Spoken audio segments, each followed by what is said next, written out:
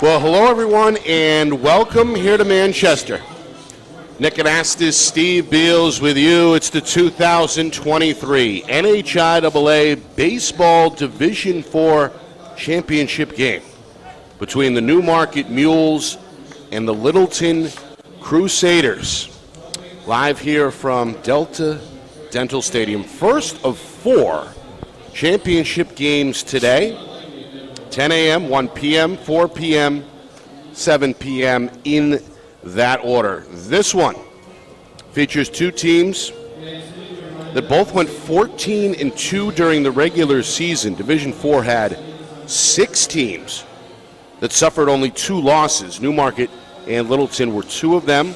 Both were considered underdogs in the semifinals, but pulled it off. In Newmarket's case, they beat top seed Gorham by a score of 4-3 to advance, and Littleton took care of defending champion and number 2 seed Sunapee 11-4. So both teams, Steve, come in hot, both with some good young pitchers on the hill this morning, and really anything possible in a state championship game. Yeah, and we got great weather today. Got to point that out. So we're going to have 4 baseball games today, but focusing on this one, Nick, how many times do you see a semifinals where the lower seed wins both games? Usually you have a Cinderella team that comes through, beats a 1 and 2, and that happens fairly often. But this doesn't. But you called attention to it earlier, Nick. It's hard to decipher the real seedings in this when you've got that many teams that have just got 2 losses. So this is going to be looks like a very good matchup. We saw the pregame. There's some great arms in the outfield, Nick. Looking forward to if there's any action there. We've heard that Littleton has a tremendous pitcher. Looking forward to find that. I'm sure that Newmarket does as well. But baseball is alive and well in the state of New Hampshire, high school baseball, and what an opportunity for these young men to play in this stadium with this sort of event designed the way it did. I give NHIAA a lot of credit for putting this thing together. This is the second year we've been here, and it's just a joy to cover the games. And boy, I'll tell you, as the day goes on, I expect some very large crowds. Reese Cook on the hill, getting warm. The lefty getting some warm-up tosses in here before we're set to begin. Of course, Littleton, a really junior class heavy squad. Yep. We'll see their first 5 hitters, all juniors. Cook is the lone sophomore in the lineup and is again on the hill here to begin things. So Littleton, as the number 3 seed, will hit the diamond first and technically be the home team here in this state championship. So that means we see Newmarket's leadoff hitter, and he takes ball 1 here low in the dirt. That is Graham Willerer, also a sophomore and also the counterpart of Reese Cook. He will be the starting pitcher, or is the starting pitcher for Newmarket, and again is the leadoff man. So looks like he's got some good breaking stuff. I was watching him in warm-ups. There's one right there. Swing and a foul ball will even the count at 1 apiece. Yeah, not sure if that's a curve ball or a slider, Nick. That looked more like a curve. Did a nice job of bringing it out over the outside of the plate into the strike zone, but threw the timing off of Willewer. Of course, Reese Cook on the hill. Cam Cook is behind the plate as he fields one in the dirt, 2-1. Rest of the defense looks like this. Charlie Dane over at first base. Ross Kelly playing deep at second. Blake Fillion in the hole at short, and J.P. Perez up on the grass at third base. Perez going to make a play to his left. The throw on the run is in time for out number 1. Yeah, what a nice job by Perez. He got a good jump on the ball, Nick, and he timed it just right. Good outfield, comes in, supports his pitcher. Some good off-speed stuff going on. A lot of change of speed. I don't believe he's thrown a fastball yet. It's been pretty much all breaking stuff. But boy, if he can get those things around the plate and then come downtown with a good fastball, he's looking good so far. Just one batter. So Willerer retired 5-3. Now the junior Cam Moran, the number 2 hitter, will stand in. Right-hand hitter takes a look at it outside, pitched low. Yeah, Perez 1-0. Perez cheating in here off of third base, literally about 5, 6, 7 yards or so in towards the plate. The 1-0. Again, off speed. This one is fouled back to even the count at 1 apiece. Following Moran will be the senior Nick Negro. The shortstop and the cleanup hitter is Parker Schweitzer, the junior. One down here, just underway in Manchester. Cook trying to retire the first two he's faced. Going to miss this one outside low again. And again off speed. Haven't seen any heat, and what do we've got, about 7 pitches so far, Nick? He obviously has a lot of faith in his breaking stuff and using off this one right there. Yeah, it was right down the middle, a little bit of a late swing there. Well, at 2-2. That stands to reason when you're getting thrown a bunch of breaking stuff. That's what makes that fastball. Even if it doesn't have high velocity, it can still throw you off. Timing is everything as far as pitching is concerned. 2-2, this one well outside. So a full count. Moran is the catcher for Newmarket. Trying to get on board here. One down. This one on the ground, up the middle, ranging to his right is Kelly, and he can't get there. You know, I was just going to say he's really playing him to pull Nick out at second base. I was just going to mention that, and sure enough, he went up the middle, and nice piece of hitting there. The play was makeable. I don't know how they're going to score that yet, but looked to me like it was playable. So we'll see how the this young man plays from the stretch here. Always have loved that cat and mouse game in baseball. Stealing a base. Here is Nigro, the number 3 hitter, also the shortstop. Let's see how he holds them on. Long stare from the mound from Cook.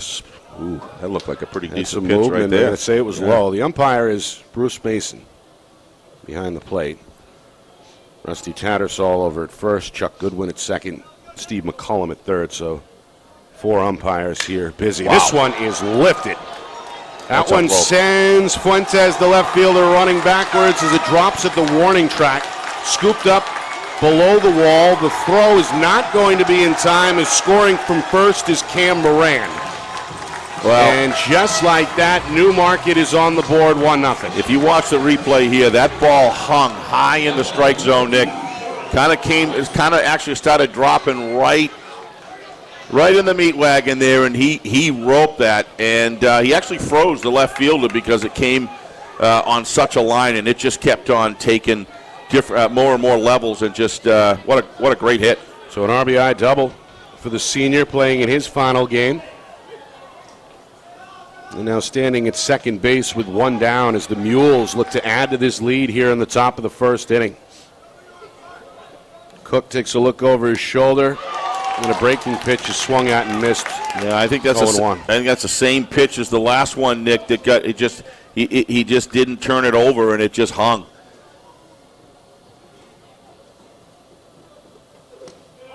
Again off speed inside this time, 1-1. Parker Schweitzer, the junior. He's the cleanup hitter here with 1 down. Leaving the alley wide open, trying to keep the runner close to second, but it's leaving a lot of real estate out there, Nick, in the hole. Meanwhile, good movement on that pitch for Yes. Cook. It finds the strike zone. And now 1-2.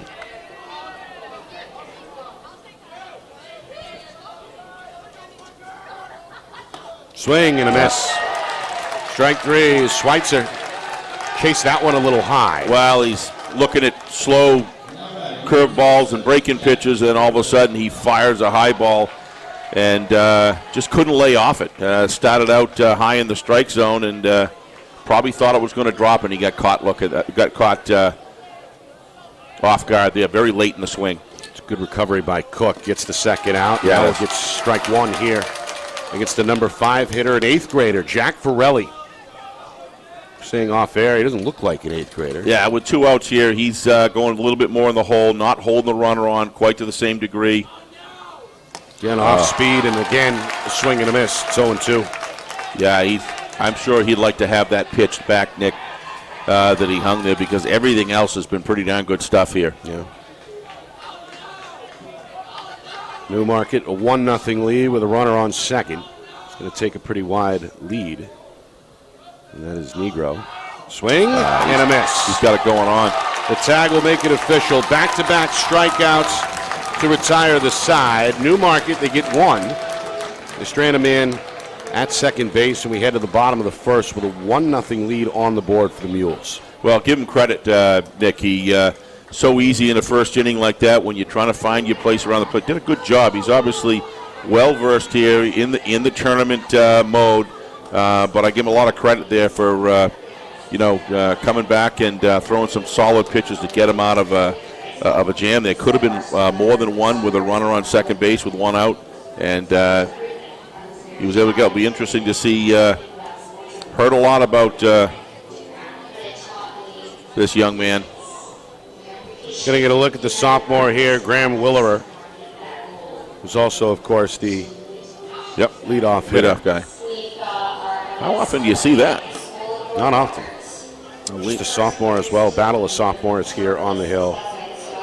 In this Division IV state championship, first of 4 this afternoon here on Friday Night Lights, New Hampshire. We're broadcasting in conjunction, of course, with the NFHS Network. Big championship weekend across the state of New Hampshire. We'll be live in Exeter tomorrow for the boys lacrosse state championship games. 1, 2, and 3, right? Meanwhile, we got a pretty good student presence as well that made their way south. Some of the Littleton fans posted up next to the dugout. They've got the cardboard cutout signs and some of the players' faces taped up. And the Newmarket fans have made the trip as well, most of them supporting the Mules by wearing red and black, sitting behind the dugout. I have not seen Willerer throw anything except from the stretch so far. So it'll be interesting to see if he's got a full windup in his repertoire or not. One thing I do see is great form. This is a guy who's put in the time in regards to his delivery to the plate. Nick, brings his knee back very, very square and hides the ball, what it appears in his windup, very, very well when it comes to the plate. And the ball clearly just springs off his fingers. So he's got a pretty good fastball there. So it'll be very interesting to see this game, this pitching duel, potential pitching duel. Oh, nice slider. Yeah, late movement there is going to be called a ball, however. Yep, a little high. So Littleton trailing here 1-0. J.P. Perez, the junior, standing in. The right-hander watches ball, too. Doesn't take you long to see Perez got a good eye for the plate. He steps up close. He's got his eyes, and he's guarding that plate well. This fastball does snip the corner. So 2-1. Following Perez, Cam Cook, Blake Fillion, potentially Kyle Fuentes, all juniors. This one on the ground. Shortstop Negro, a long throw, won't get there in time. Wow. It will, okay. Umpire called safe at first.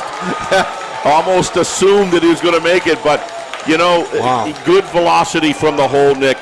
What really helped him out there is he received that ball, in a deep crouch, literally on the left knee, and then instead of trying to take an extra step, which would have made him safe, he fired it on the line low, and his first baseman dug it out, made a nice job, made a nice grab.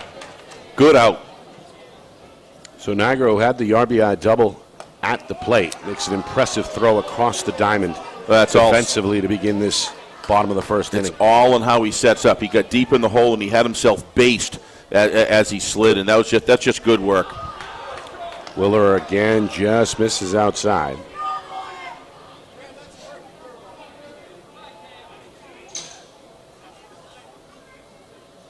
Swing by Cook is lifted to short, and no problem there. Well, we know it's not a broken back because it's aluminum, but it sure sounded like it.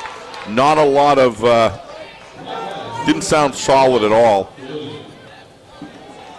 Yeah, it looked like the ball sailed inside a little bit, kind of handcuffed him, and that's what took him away from his wheelhouse. So that's a good pitch there by Willer. Good piece of hitting, got the bat and the ball, but just directly to him. He's got some chutzpah on that ball. Good velocity. He does not mess around. He does go from the full windup, as we see. He was just practicing the stretch.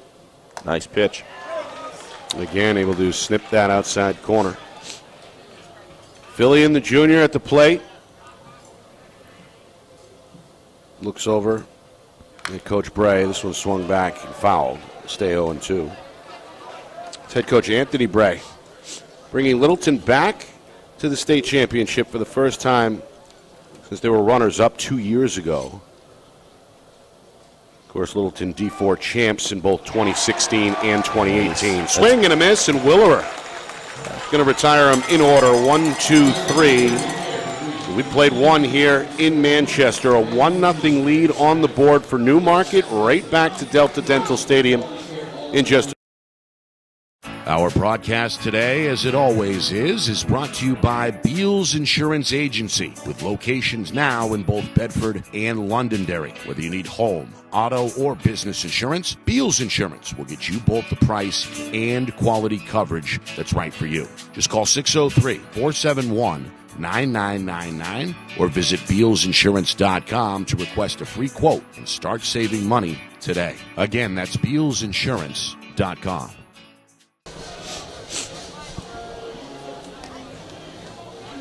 All right, Newmarket's got a 1-0 lead on the board here after 1 inning.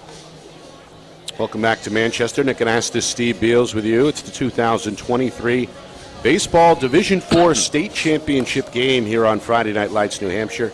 Broadcasting all day in conjunction with the NFHS Network and on NFHnetwork.com. Second inning of work for Reese Cook. Gave up 1 run on 2 hits, an RBI double to Nick Nigro, before was able to strike out both Parker Schweitzer and Jack Forelli to get out of a jam. So he'll face a lefty the first time around, as Alex Dyer, the junior, the center fielder, are going to step in. Lefty on lefty here. It's off speed, it's outside, and it's low for ball 1. It's going to be very interesting, Nick, here to see how which pitcher gets in a groove of both of them. They both obviously got their stuff. They know who they are and what they're capable of doing. It'll be very interesting here. This one a little low. Doesn't appear to be a wide strike zone, Nick, of what I've seen so far, which, you know, when you play at this caliber at the end of the championship, that's kind of the way you want it. You know, Bruce Mason has been consistent so far behind the dish. Yep. Really like his positioning behind the catcher there behind home plate. It's he's really eyeing the ball right in, trying to get a good line. New Hampshire's been blessed with great baseball umpiring for decades. Strike. It's over the inner half of the plate. Now 3-1. Our good friend Bill Jennings has done a little of that in his time. Sure. And very good umpire. This one in the air. Line drive right to Fuentes was no problem. Yeah, he looked like he was trying to push it into the left center alley, Nick, and just didn't get good bat on the ball. And Fuentes didn't have to move much. Didn't have to move much at all, no. So Dyer retired. Matt Napolitano will step in, the freshman. Another one of these lefties in the Newmarket lineup. Cook's pitch is low. It opens at 1 apiece. We mentioned at the top of the broadcast 6 teams with just 2 losses or less in the regular season in Division IV. Very competitive towards the top of the standings. And as a result, we have a number 3 versus a number 5 seed in the state championship, despite the fact that both teams were 14-2.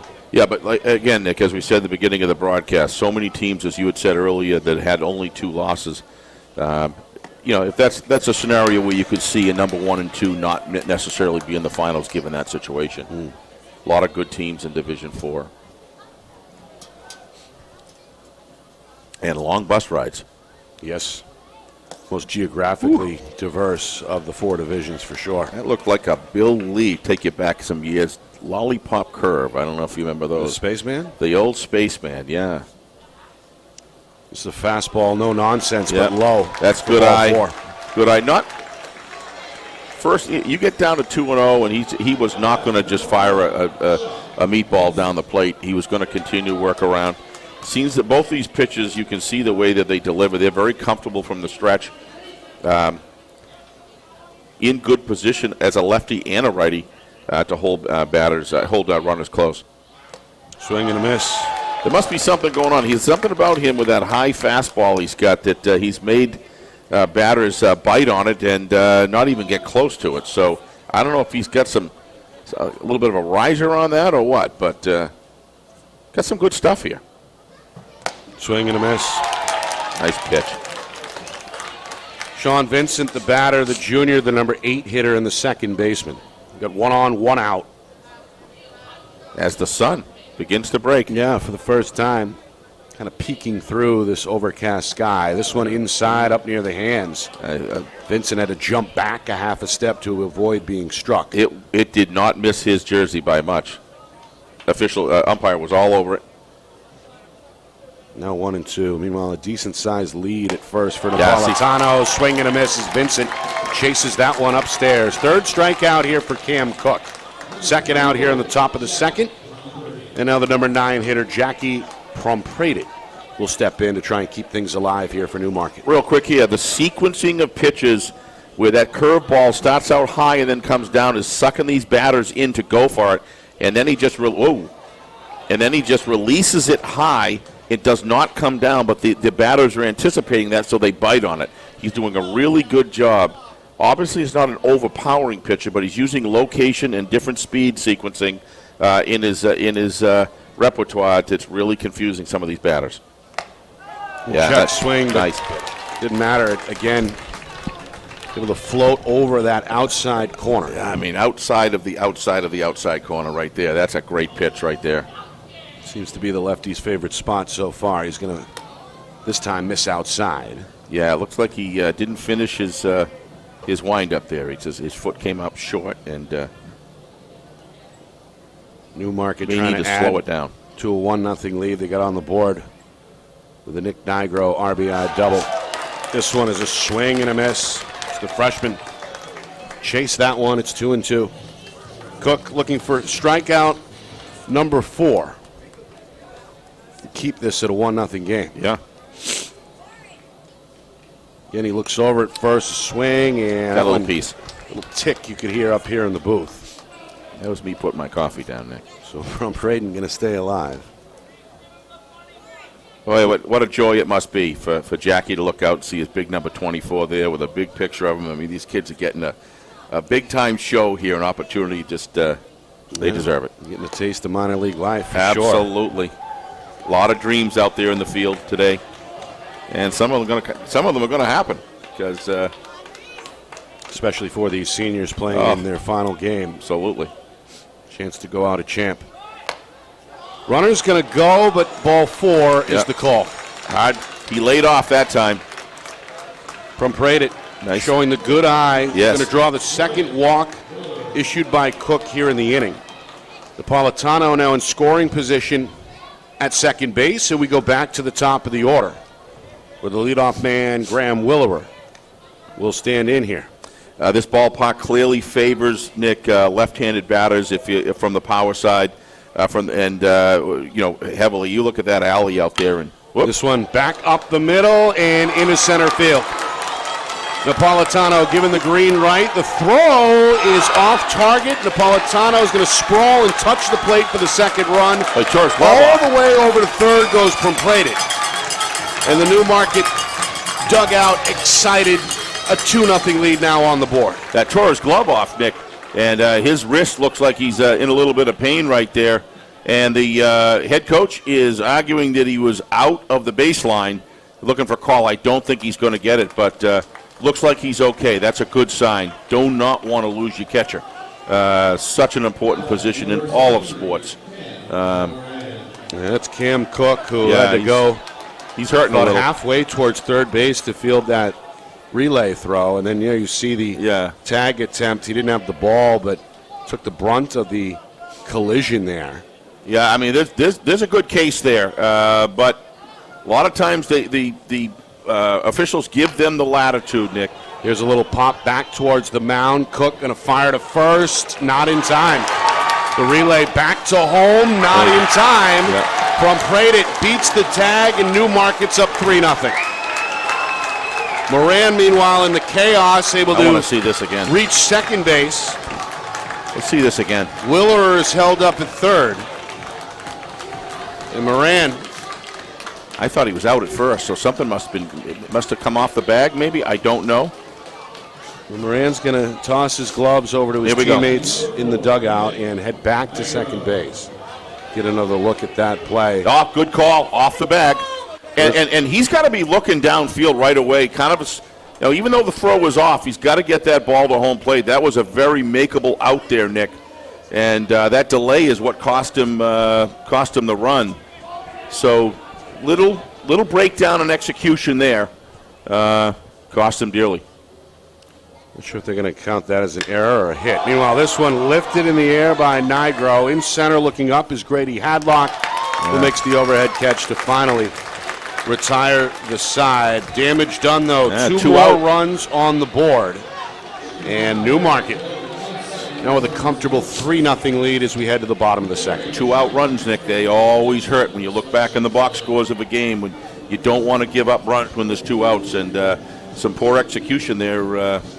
Definitely put them in the hole a little bit, but there's good pitching here, and defense in championship, no matter what the sport's always so important. So 2 left on, but that's okay if you're Stan Jakoyik and his club. Again, Newmarket.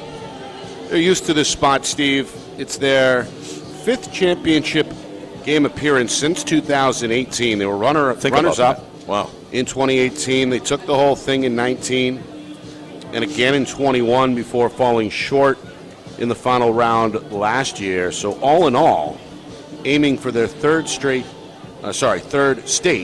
championship since 2019. Well, I was here for that game, called that game, and we knew then they were young. Now they're coming of age here, and they have a lot of juniors, if I'm not mistaken, correct?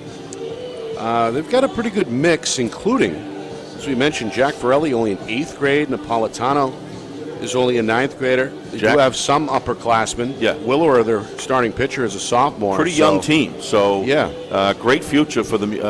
For them. We saw some great contests last year. Boy, that we got Londonderry Pinkerton round 2. Yeah. Division I rematch. Division I rematch. Again, first of 4 games here from Delta Dental Stadium. The Division III championship coming up next at about 1 p.m. It'll feature, of course, Monadnock and White Mountains. All right, a 1-2-3 inning on the hill for the sophomore Graham Willer. He'll face now hitters 4, 5, and 6, Kyle Fuentes, Ross Kelly, and his counterpart on the mound, Reese Cook. He looks good.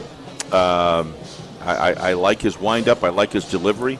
Got a lot of strength, and I think he hides the ball exceedingly well, which gives you a little extra zip to your fastball because they don't pick it up until it comes off the end of your throwing motion.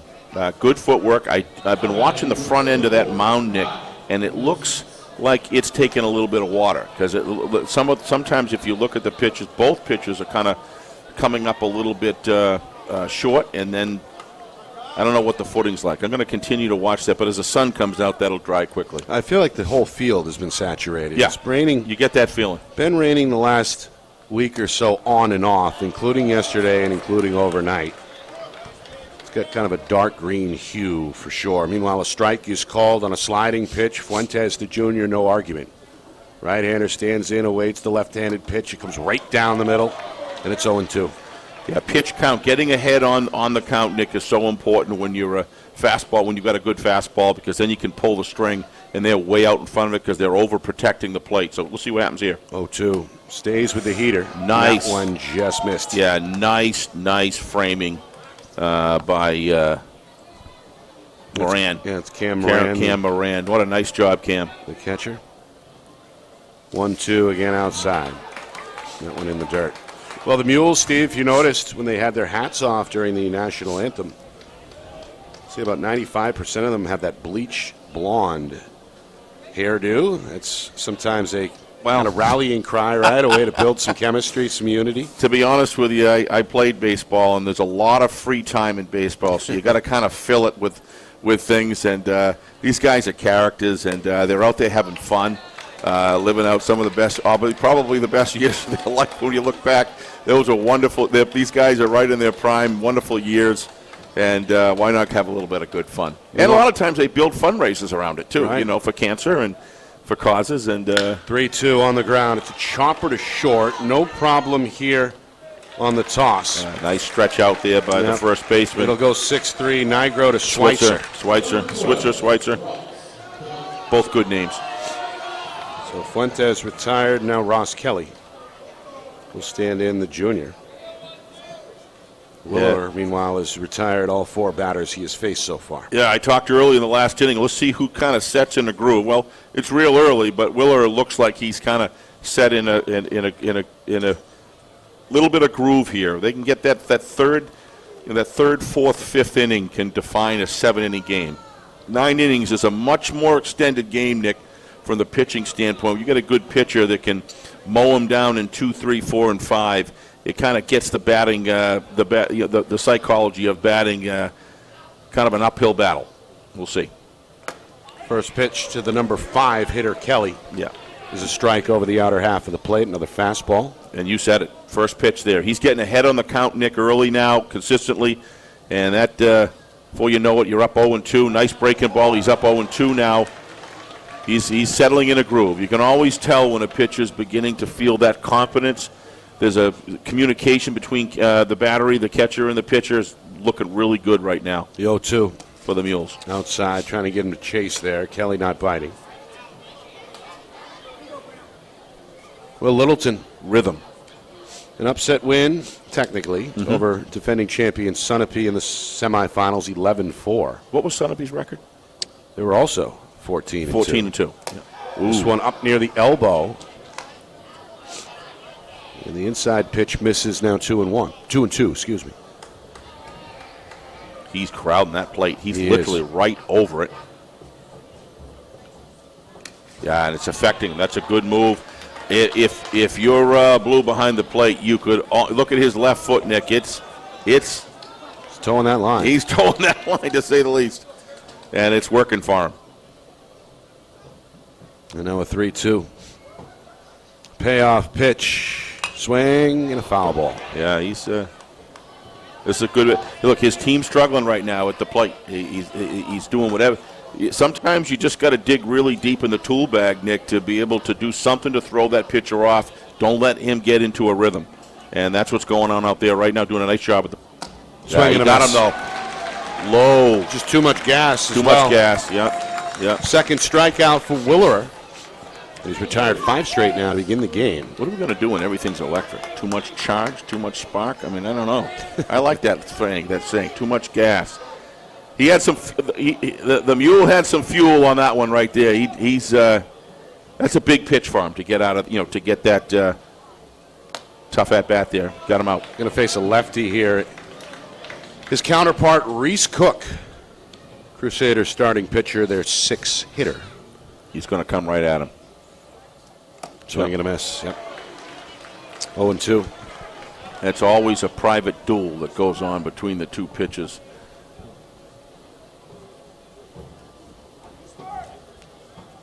Willer, after a brief pause, going to fire a fastball and ring him up. Yeah, gets him on the outside looking for strikeout number 3. Another 1-2-3 inning for Graham Willerer.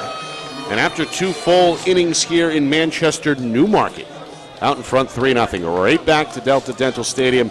In a moment, you're watching the 2023 NHIAA Division IV Baseball State Championship game. Our broadcast today, as it always is brought to you by Beals Insurance Agency, with locations now in both Bedford and Londonderry. Whether you need home, auto, or business insurance, Beals Insurance will get you both the price and quality coverage that's right for you. Just call 603-471-9999 or visit BealsInsurance.com to request a free quote and start saving money today. Again, that's BealsInsurance.com.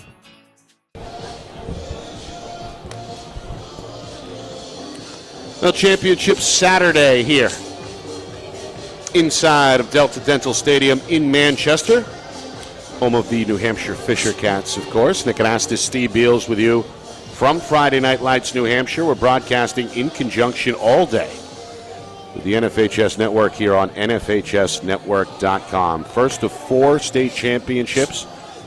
And here in Division 4, Newmarket, off to the start they were hoping for a 3-0 lead as we head to the top of the 3rd inning. Yeah, I mean, this is a big inning here for Littleton. And the defense has got to start shoring up and helping this young man out of the mound because, other than one pitch, Nick, for the most part, he's pitched a really solid game so far, and they got to tighten up. This one off speed. Taken for a strike. The cleanup hitter is Parker Schweitzer. The junior will be followed by the 8th grader, Jack Forelli, and then junior Alex Dyer, the 4, 5, 6 portion of the order. Cook has used the breaking ball more often than not so far this morning. That one ends up in the dirt, and we're even at 1 apiece. One thing I noticed, Nick, earlier in the game, he was really pulling the outside edge, coming in off the outside edge of the plate. Now he's kind of coming inside with him a little bit. Going outside that time. That was a fastball, though. But it looks to me like he's coming inside a little bit more now as he gets more comfortable. They go right down the alley there, but miss low. Been very consistent behind the plate, Nick, as far as his calls are concerned. He's got a strike zone. He's sticking with it, but appears to be very consistent on both sides. That's home plate umpire Bruce Mason. Yeah, see, ball 4 is going to put Schweitzer on. A leadoff walk issued here by Cook. Don't give a pitcher life. And 3rd walk for Reese Cook. And now Jack Forelli ready to stand in here. Don't forget the fundamentals that are going on here. The Mules are getting the first pitch strike.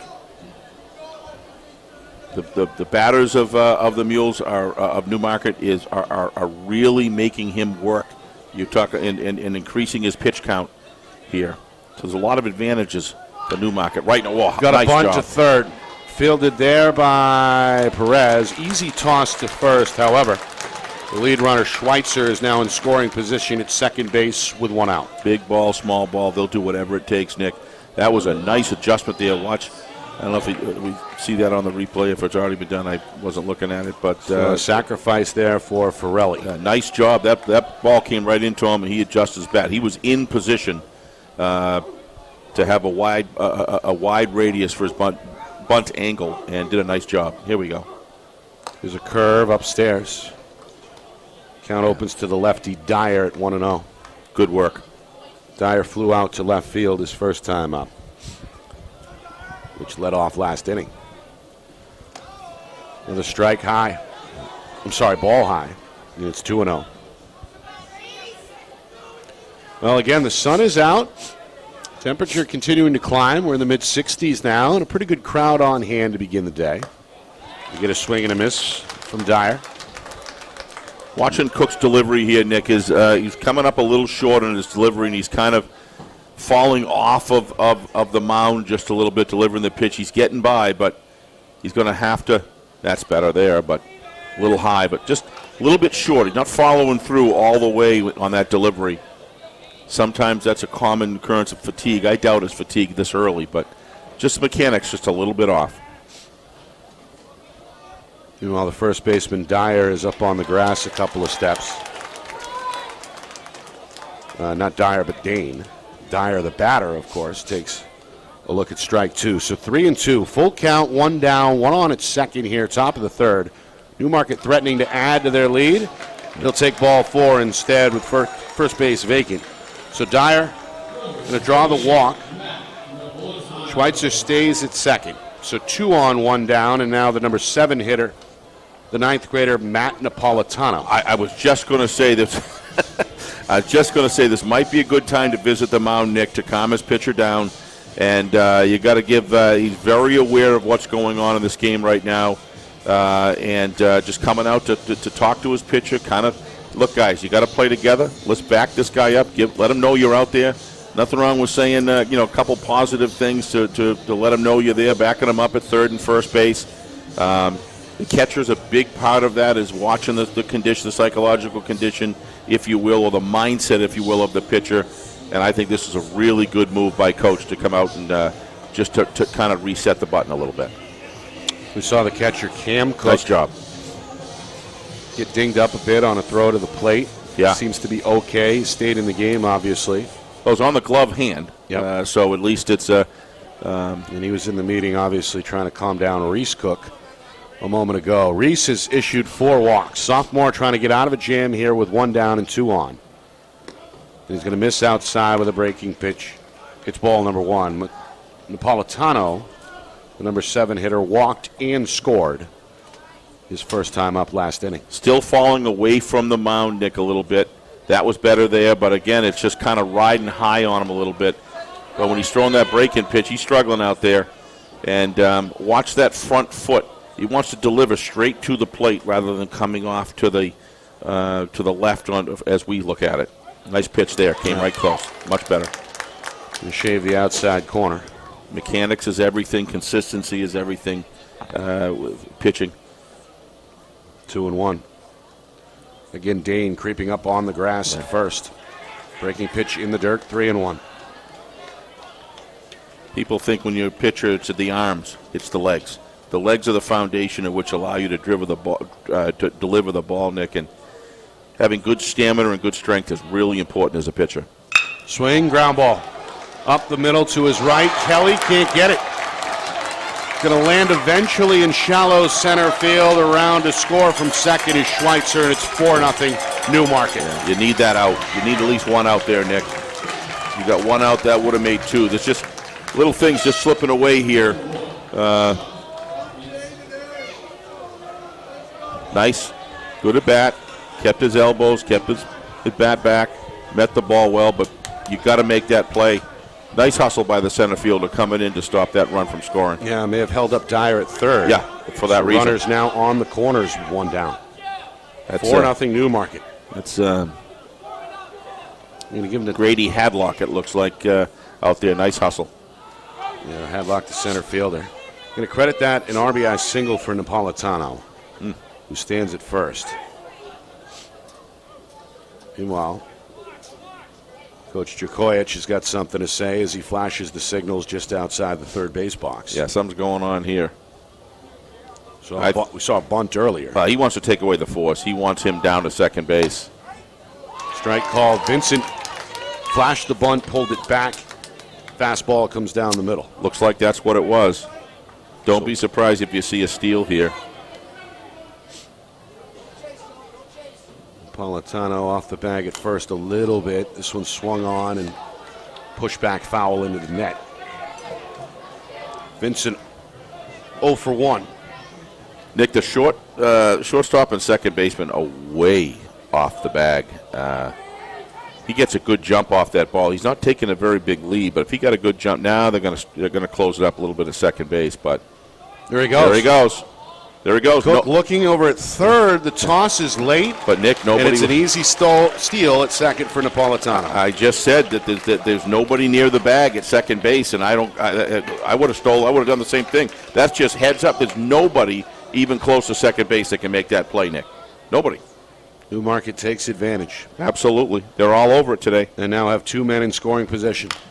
Swing, chopper, third base. It's fair. Handled there by Perez. Throw across the diamond low. And in time. Boy, they needed that, Nick, and they got it. That's, it's 4-0. Going to be tough to score that on Willer, but you know what? That's a big out right there if you're going to try to stay in the game. The body language of Reese right now is he's a little frustrated. Well, they actually ruled that, Steve, foul. So Vincent is going to stay in. You're kidding me. And this one is chopped back. Yeah, it looked like it was fair from our vantage point. But I'm wondering if Vincent's still at the dish here. Don't quite understand that one, Nick. But you know what? Newmarket still with a chance to add to this 4-0 lead with 2 men in scoring position and only 1 out. Officials got the field well covered, so. Swing and a miss. Nice pitch. Breaking pitch. Vincent goes down swinging, 4th strikeout for Reese Cook. Yeah, I'm impressed with and Reese. It's a big one there as Littleton keeps it at 4-0. Reese is doing what he's got to do to try to survive here, and he was really struggling there, and he's just got a big out there. Yep. Here's the number 9 hitter, Jackie from Prated. Swing there at a low offering puts him behind 1-0, or 0-1. A little more time in between the pitches, put a little more into him. That's a good In the hit. air, to his right from center field is Hadlock to make the easy grab. Yeah. And that'll do it. But Newmarket adds another. It's Strand 2, but they like where they're at as we head to the bottom of the third. It's a 4-0 lead for the Mules. You know, Nick, I give Reese a lot of credit there. There's been you can just sit there and you can when you're struggling, you can just give up or you can just keep on fighting. And to his credit, he keeps fighting his way through. His offense now has got to get some runs for him to make this game a little tighter. Give him a reason to keep on pitching hard, giving it up. Defense got to And limit the damage, too, limit right? the damage. Exactly. He's surrendered 4 runs, but Newmarket has left 5 men on base here through 3 innings. Yeah, I mean, there's a couple of those they call base hits, but really, from my standpoint, they were catchable balls. They were. That's kind of a gift there. At least 2 of them, maybe 3, that could have been were big outs. So I've got this game without errors in my mind, Nick. I got this game max 2-0, and that's been the difference. And 2-0 is a very respectable job here by Reese. He's struggling a little bit, but he keeps on fighting and he keeps on getting the outs when he needs them the most. And he towards the end of that inning, Nick, the breaking ball started working for him again and the off-speed stuff. So what you look for in young men in sports is, or any athlete for that matter, boys or girls, you look for that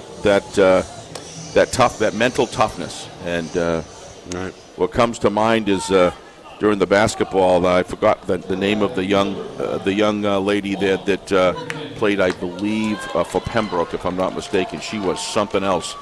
I can't think of her name right now, unfortunately, but I saw her. You see displays throughout the year in the games we do of mental toughness by these athletes that are going to help them in life no matter what they do. And that's why sports is so important for young people to try to participate in and learn those lessons. And Reese is showing that if you don't give up, you can. He's doing all the things he's got to do to survive in this game, but his offense has got to deliver here.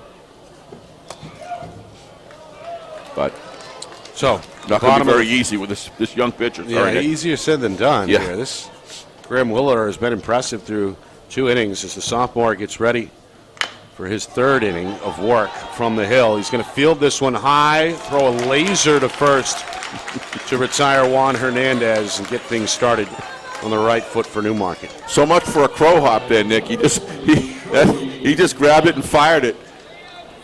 I was always taught the crow hop where you field the ball, get yourself base. Watch him. It's just one motion. Boom. And but the ideal way to do that is to field. But he probably thought that he had to do that because it was such a high bounce, he had to deliver it to first base quickly. So nice play by Willer. Now the junior, Bodie Bilyea, going to look at a late moving pitch there. Another strike. Yeah, he's getting a lot of strikes, Nick. He's getting up early on these batters, which is putting them in a position where they can't lay off any pitch, and they begin defending the plate rather than having the choice to be able to let the one they don't want go by and grab the one they do. He's not giving them any opportunity. Nice Swing pitch. and miss. Wow. Yep. Good slider. Slider. Slider. Exactly. 4-0. He's had good movement. Yeah. And he's been able to, as you said, keep the hitters guessing by changing things up routinely. He's yet to allow a hit. He's been perfect, in fact. And yet to allow a base runner. Is it Moran? Cam Moran at home plate. He is doing one heck of a job framing these pitches, Nick. He's giving him every opportunity to get every strike he possibly can for his pitcher. And nice pitch. There's another one. Bang the inside corner. How about 1, 2, 3, 4 strikeouts now? Yeah. Well, he's faced 8. And he'll face now Grady Hadlock, the center fielder, the number 9 hitter. Another one of these standout juniors for Littleton. You don't strike out a lot with a 3-1, going to a 3-1, 2-0 and all that stuff. The strikeout count happens to a much higher level. Ground ball. When you get ahead. 2 steps to his right. Nigro's throw is off target. Yeah, well. Hadlock is going to reach here with 2 down, and that one is an error. As they'll tag up Nigro for the Watch this. off-target Kind of throw. throws off his back foot. Does a nice job fielding the ball. No, he went forward. That was just a missed throw. Don't see anything with the mechanics. It's really bad. Just kind of turned it over a little bit and about 6 feet or so off target. Yeah, leaving a little light open here with 2 outs. I believe that name you were searching for, Steve, earlier was Kaylee McClellan. Kaylee McClellan, that's of it. Kennett. Yes, Kennett. Who stone cold drilled 2 free throws with no time remaining to win the state championship for Kennett over Bow up in Durham back in March. Unbelievable. 38-37. I sat there in awe, score. Nick, next to you and Justin, and watching her and that attitude. She didn't hesitate. She hesitate. I mean, just ice in the veins, and just impressive. Was Leadoff not going to be hitter denied. J.P. Perez is going to foul this one into the bullpen. When I coached for years, Nick, you'd look for that in players to become leaders of teams. And she certainly demonstrated that. Yeah. I really like this young pitcher's everything, his delivery, but I especially like his nice move. Pickoff throw a little late. Hadlock gets back just barely in time with a head first slide. So 2 down, bottom third. This guy has worked at his game. Littleton trying to move the lone base runner they've had this morning over. Oh, what a pitch. Late movement. 0-2 now against Perez. Perez 0 for 1 after a ground out back in the bottom of the first inning. He's shaking it off. He's got something he wants. 2 shakeoffs here. Yeah, we got good, nice job by the batter. Perez steps out and calls timeout. That's a smart move. But there's obviously something here that he's looking for. Slider just off the corner. I think Willard thought he had that. I think he did too. Instead of strike 3, though. Yeah. Perez stays alive at 1-2. Looked to be a pretty good pitch, but just off the outside edge if it wasn't a strike. Oh. Goes inside this time and misses up high. You give Perez, he's doing a good job here. This is not an easy pitcher to go up against, and he's got a good eye for the plate. And Coach Bray continuing to talk with both runner and hitter here. Yep. From the third base box. Well, time's starting to get a little bit late, and outside. Oh, they got us. We got a pickle. Hadlock going to head back to first base. Back to second. Back to first, and he's in time. Safe at first. Yeah, I think he got him. Watch this. I think he tagged him. First base umpire Rusty Tattersall says he's safe. He calls what he sees, and he just deferred to home plate. It looks to me like he got him, Nick, on the leg. Very hard for the umpire to see. Watch this. Yeah, he got him on the leg there, Nick. But he made the call right off, and he gave him a lot of credit at first base. He deferred to the home plate umpire. Home plate umpire says nope. And but I do believe Coach has got a point there, Nick. You see him came out. Watch this. From the dugout, Coach Jerkoye. Oh yeah, he was all over. Not happy. Yeah, that wasn't even. It's a bang play. Yeah, wasn't even questioned. Nick Nigro pleading his case, but they're going to rule Hadlock safe in the end, and we're going to continue things here in the bottom of the third. And thanks for slowing that down, Ben, back at the studio. That we appreciate that. That clearly showed it there. But hey, the umpires did everything they can. They called what they saw and willing to defer, and you can't complain at that point. Nothing you can do. Meanwhile, it's a full count to Perez. Payoff pitch is outside, and Littleton got something cooking here with 2 outs in the bottom of this third inning. Now 2 men on as they look to score, trailing 4-0. Well, we'll go back to the number 2 hitter here in a moment, Cam Cook. Let's not forget J.P. Perez's performance at the plate there, Nick, getting that walk. That was huge. And what you got to do is you got to throw when you got a pitcher in a groove, you got to do all those little things to throw him off. And that was a great job by Perez to be a tough batter. And he's got his team with runners and scoring, with a runner in scoring position. 2 outs, but they need it here. This one gets behind the catcher. Making things happen. Moran sheds the mask, but there'll be no throw. Perez up to second.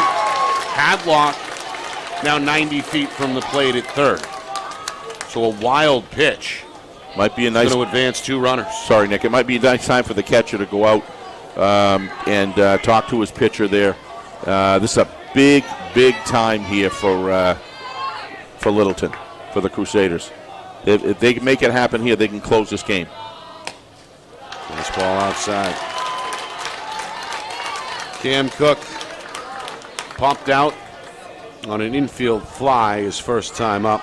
There we go. Back in that first inning, and you called it, Steve. We'll have a chat on the mound here. It's overdue. Nice job by Coach.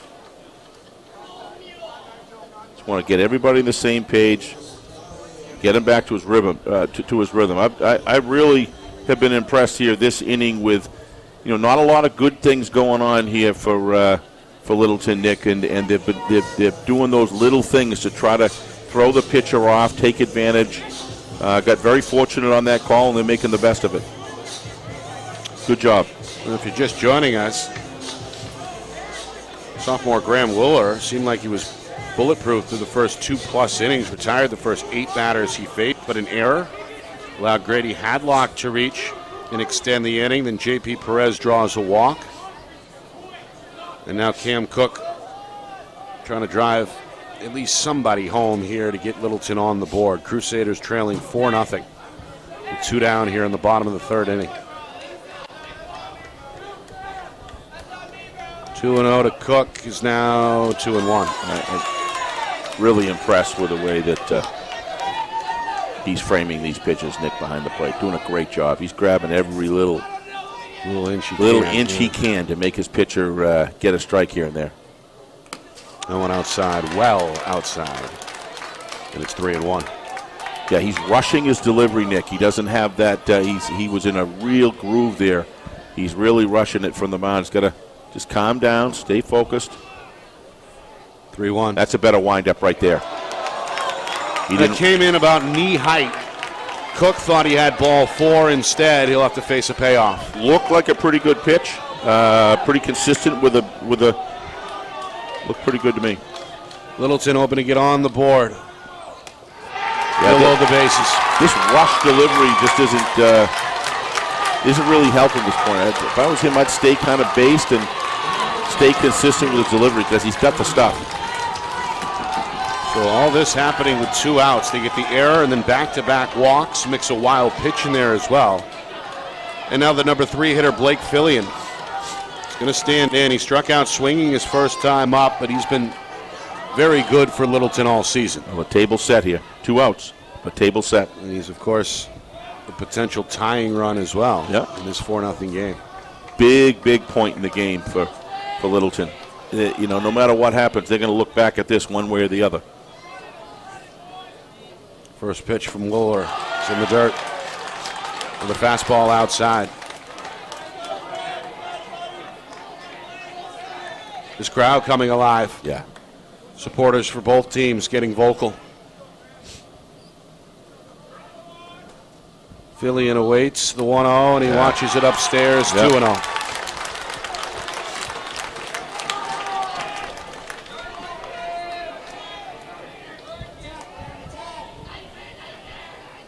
Infield's a bit back. Yep, surprisingly.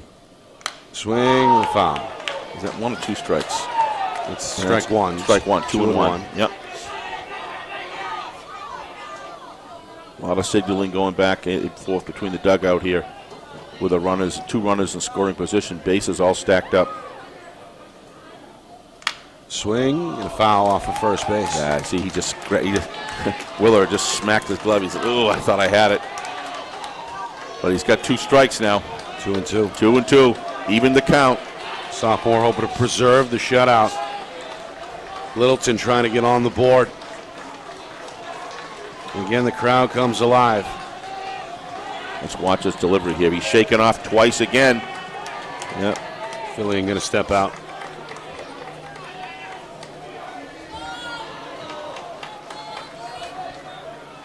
Outside, full count. Well, other than a foul ball, Nick, everything's stacked and ready to go. something's going to happen. Again, Coach Bray in communication with his base runners. Willer's pitch, swing, and a foul tip. Tough bat. This is the sort of tenacity that the Crusaders have got to have, Nick, in this game, and they're digging themselves a little bit out of a hole. If they can execute here, I think it's going to give their fan base and their hopes will be lifted. Payoff pitch, swing, and another foul ball. Four fouls. Lifted out of the ballpark off the first base side. A lot of communication going back between the third base coach and the batter. Number 3 hitter trying to produce here. And time is called as Moran wants to jog to the mound for a word. They seem to be completely in sync, Nick, for the first 3 innings, but there seems to be a little difference of opinion on what pitch each of them are looking for. But that's a good idea. Just go out and work it out.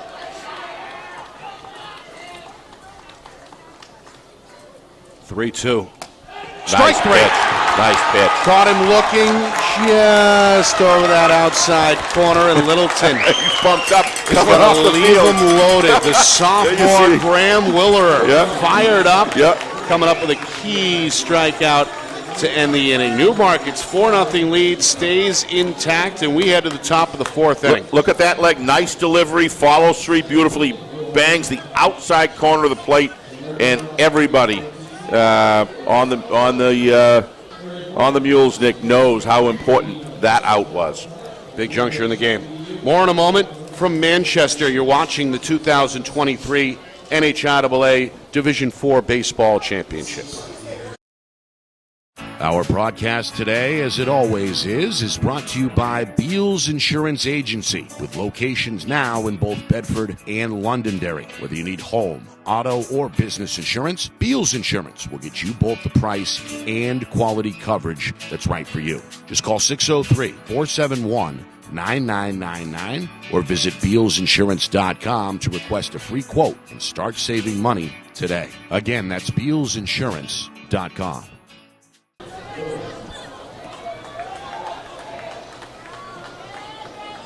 Well, back here in Manchester, top of the 4th inning. Newmarket a 4-0 lead over Littleton. Nick Anastas, Steve Beals with you from Delta Dental Stadium. First of 4 state championship games here on Friday Night Lights, New Hampshire. Broadcasting, of course, all day in conjunction with the NFHS network. 4-0 Newmarket. The Mules looking to get busy, and that one hung. That's Graham Willer trying to help his own cause. The leadoff man / starting pitcher is going to start the 4th inning with a base hit. How many people get to broadcast 28 innings of baseball now? At least. Barring no extra innings, right? Yeah, let's knock on wood. Meanwhile, Moran, Willer's battery mate, follows him in the order. He's already, Steve, 2 for 2. Yep.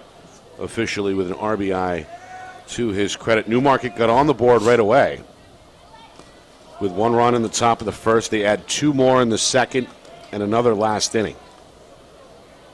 I don't know what Willer had for breakfast, but I got to tell you, he is an amped-up athlete today. He wants to steal a base badly. You can tell he's waiting for the signal. That looks like Coach is trying to. He's going to go there. He goes. I told you. Throw to second is not in time, and Willer is in with a stolen base.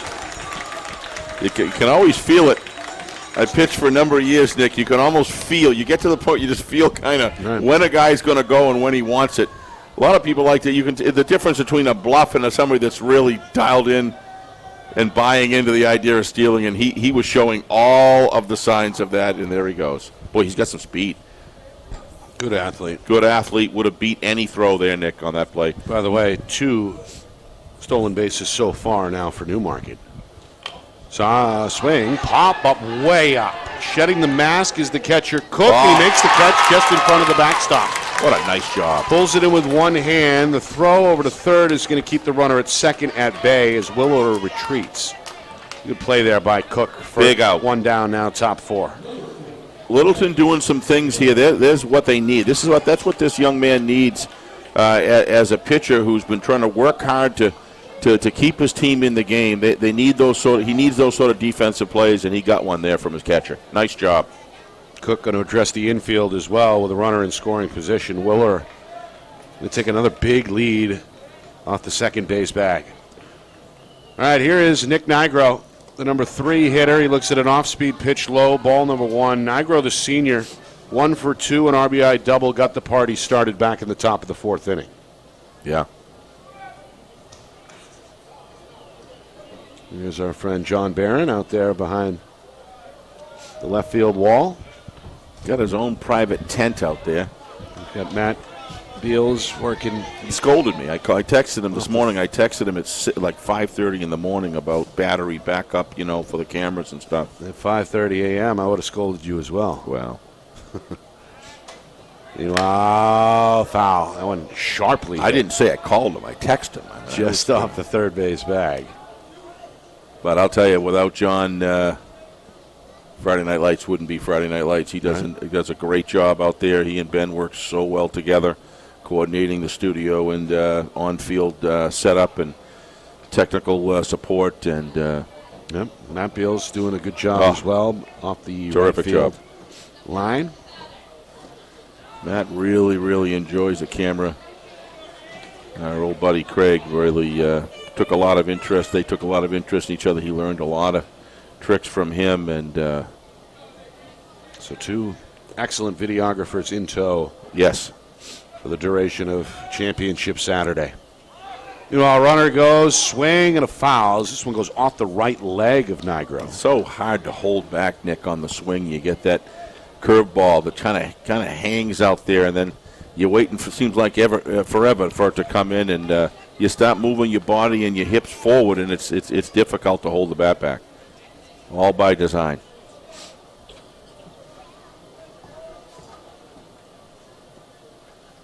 Swing and a miss. Yep. Big uppercut swing. Toss will complete the strikeout up the first base line. That does allow Willer, though, to head over to third. Yep. So we're now 2 down. But they got the out. They moved the runner over. Yep. Yeah, he catches that ball. He can't go by going down to first. I'll tell you, Willer has got some 40 speed there. He can move. He's an impressive athlete for sure. He's done well through 3 innings at least on the mound. And hoping to score here. Steve, he was stranded at third back in the 2nd inning as well. After coming up with an RBI single, the 2nd inning came to a close with him 90 feet from the plate, hoping to cross the plate here. Instead, he's going to watch his teammate take one on the foot. That's the cleanup man, Parker Schweitzer. Struck, I think, on the side of that left foot. Going to take the free pass over to first, and now runners on the corners with 2 down. Yeah, not the end of the world there, because you got to force now at second plate, Nick. So if there's any kind of an infield ground ball, it does increase the percentages a little bit for an out. But now meeting on the mound, Reese Cook may be done. Having a chat with Anthony Berry, his manager, and yes, his day on the mound is over. So he's going to take a jog to the outfield, and we're going to get ourselves a new pitcher here with 2 down. Yeah, I don't think Reese did a bad job at all, Nick. I think what his defense kind of struggled a little bit at times where he needed them the most and could have got out of innings, and I just think he battled himself out of 2 innings and I think did a great job to keep it close. Just keep in mind, this game's 4-0. Easy. At least 2 runs came in, Nick, that could have been avoided with what I would consider, effective defensive play in the earlier innings, and that was a big factor. But looks like Perez, a little bit of a sidearm, somewhat of a sidearm 3/4 delivery. And they're going to move the starting third baseman, J.P. Perez, over to the mound here with 2 down in the top of this 4th inning.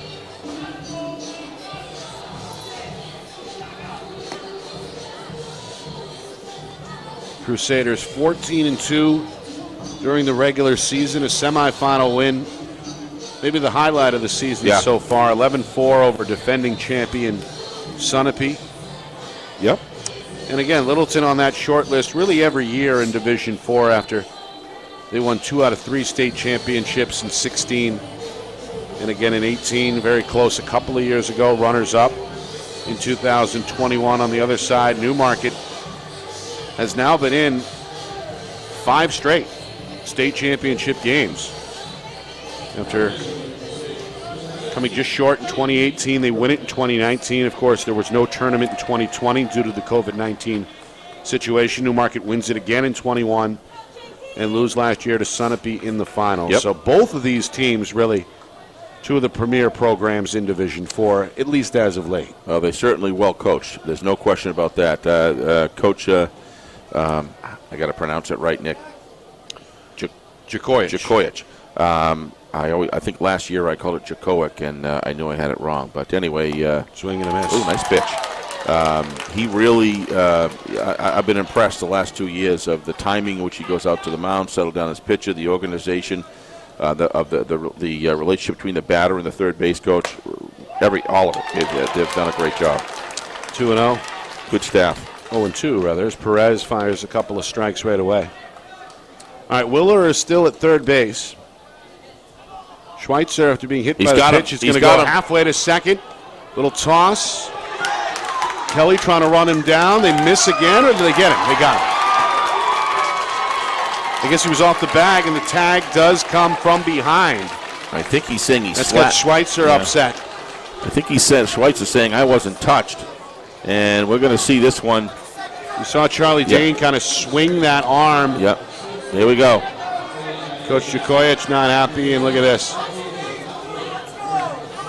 Tough to tell. Again, kind of a bang-bang play. You might see it better here. First base umpire Rusty Tattersall. Not going to see it there either. Well, he immediately made the call. I mean,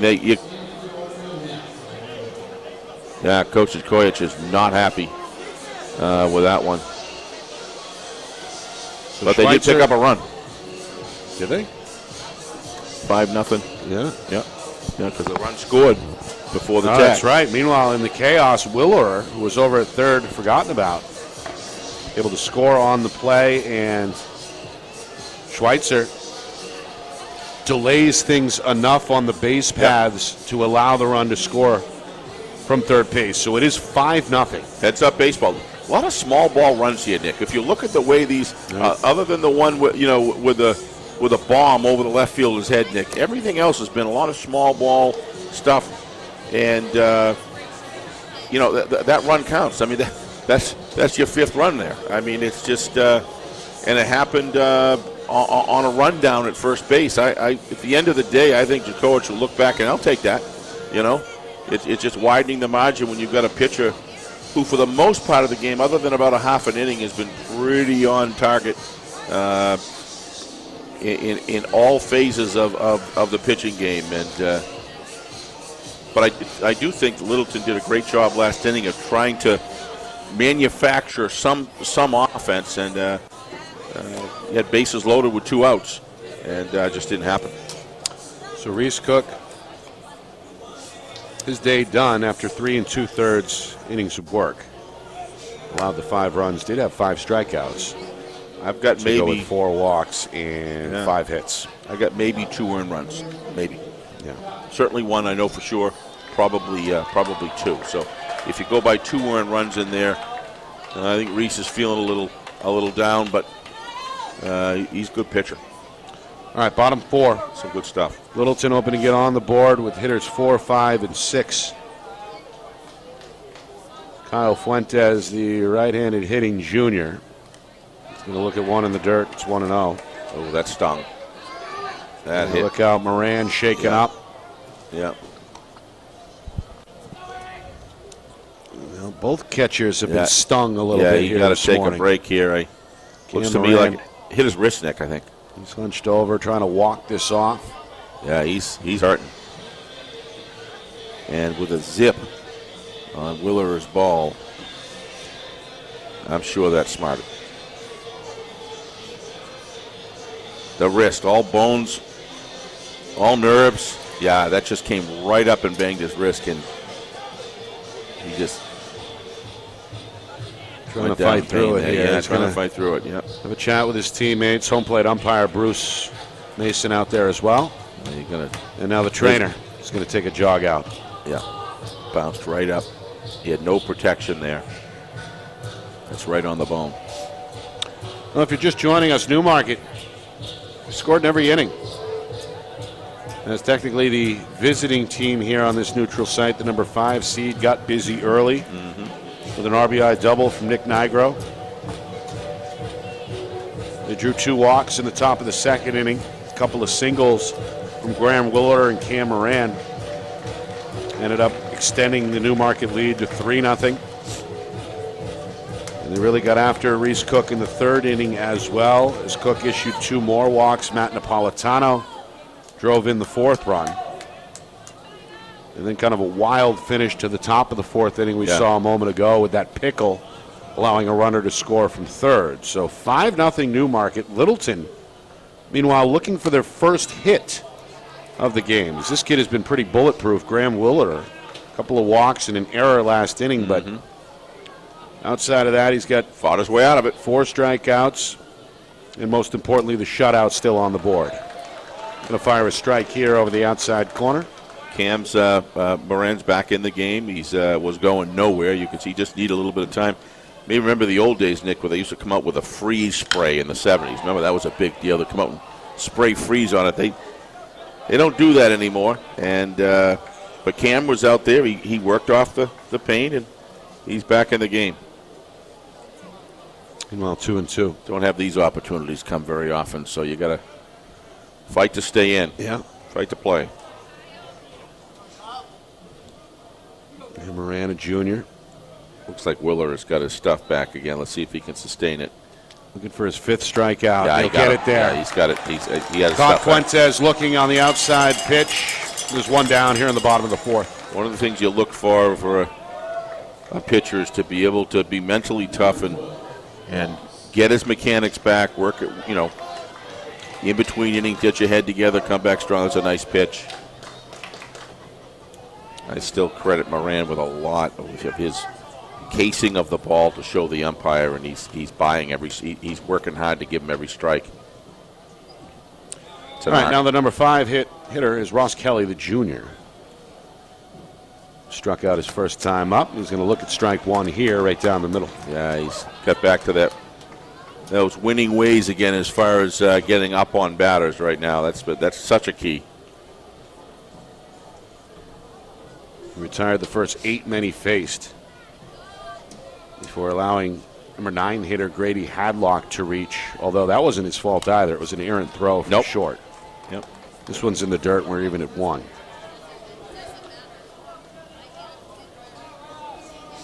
Littleton looking for base runners. They left 3 on board, left them stranded.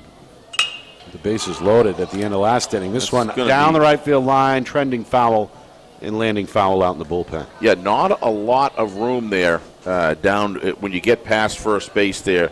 It really narrows the out of bounds area on the field, really narrows down.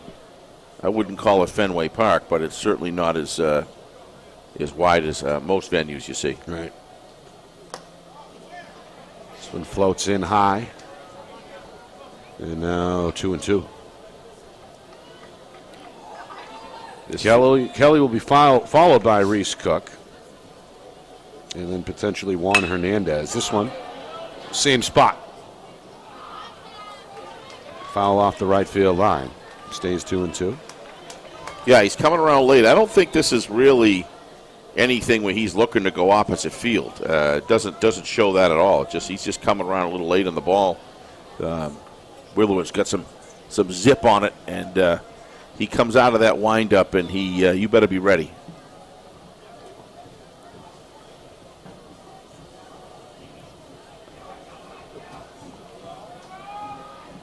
Swing by Kelly is late.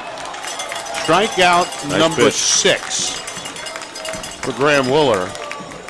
He's retired the last 3 as well, as Reese Cook set to come on here and stand in left-hand hitter. Struck out looking his first time up to end the second inning. 5-0 Newmarket. Graham Willerer on a roll here as he fires another first pitch strike right down the middle. Fastball unchallenged. Mostly you try not to go for the first pitch, Nick, but if they're going to start just putting it right down the alley, you can't just let them keep going up. Bang, there's another one. Yeah. I mean, you're not going to get a much better pitch than that first pitch right there. You got to be ready. Willer hoping for a 1-2-3 inning. Ooh, just missed that one. Little high, according to home plate umpire Bruce Mason. He does not waste time in between pitches. 1-2. Got him this time. Got Cook looking. A little bit of an argument there from the batter, but no debating. Graham Willer is Nick. On a roll. He strikes out the side. He preserves the shutout, and after 4 innings, Newmarket's in the driver's seat. 5-0 Mules as we head to the 5th. More in a moment from Manchester. You're watching the 2023 NHIAA Division IV Baseball Championship here on Friday Night Lights, New Hampshire, in conjunction with the NFHS Network. Our broadcast today, as it always is brought to you by Beals Insurance Agency, with locations now in both Bedford and Londonderry. Whether you need home, auto, or business insurance, Beals Insurance will get you both the price and quality coverage that's right for you. Just call 603-471-9999 or visit BealsInsurance.com to request a free quote and start saving money today. Again, that's BealsInsurance.com. Well, we head to the top of the 5th inning. Newmarket threatening to add to their lead. The Mules a 5-0 edge through 4 innings. Nick Anastas, Steve Beals with you. First of 4 straight state championship baseball games today here at Delta Dental Stadium in downtown Manchester. The Division IV championship so far has looked good for Newmarket. This one is on the ground, hit by Jack Varelli. The throw across the diamond was in time. Not quite across the diamond. That's the shortstop, Blake Fillion. He's going to retire Varelli 6-3. So Alex Dyer, the junior, going to take a stroll to the plate. He's 0 for 1 with a walk. Second inning of work for Littleton's J.P. Perez. He started at third, of course. Took over for starting pitcher Reese Cook with 2 outs last inning. He's going to fire a first pitch ball outside of the left-hand hitting Dyer. Defensively, Cook, after 3 2/3 innings of work on the mound, moves to left field. Left fielder Kyle Fuentes moves to third. And as I mentioned, J.D. Perez from third to the mound. The right-hander fires a strike. Even the count at 1 apiece. Wasting little time. Going to get the swing and a miss from Alex Dyer. Go out in front of the batter now, 1-2. Newmarket looking for their 3rd straight championship,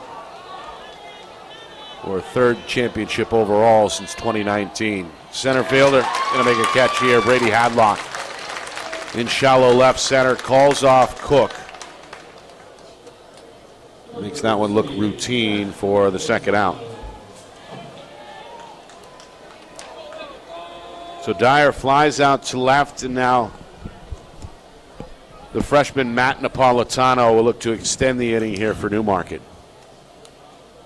So far, so good on the hill for Perez. He's going to fire a first pitch strike to the lefty Napolitano. When I watch his repertoire, Nick, when he first started, I thought he had a knuckleball, but I don't think it's a knuckleball. I just think it's just the way he delivers it, but it kind of comes off of his hands looking like he's knuckling it, but fastball is low below the knee. 1-1. Interesting release for sure. Yeah. Get a little movement here late on the pitch. Yeah. Strike is in there. 1-2. He's been in control here. Yep. Looking for a 1-2-3 inning. Does not waste his time in between pitches. Napolitano, a little check swing, didn't go. stay alive. Napolitano walked and scored back in the second inning, had an RBI single, stole a base back in the third. Going to sweep this over to second base. On the third hop, it's fielded cleanly by Kelly. A short toss to Dane will do it. A 1-2-3 inning for J.D. Perez. Pretty good in relief.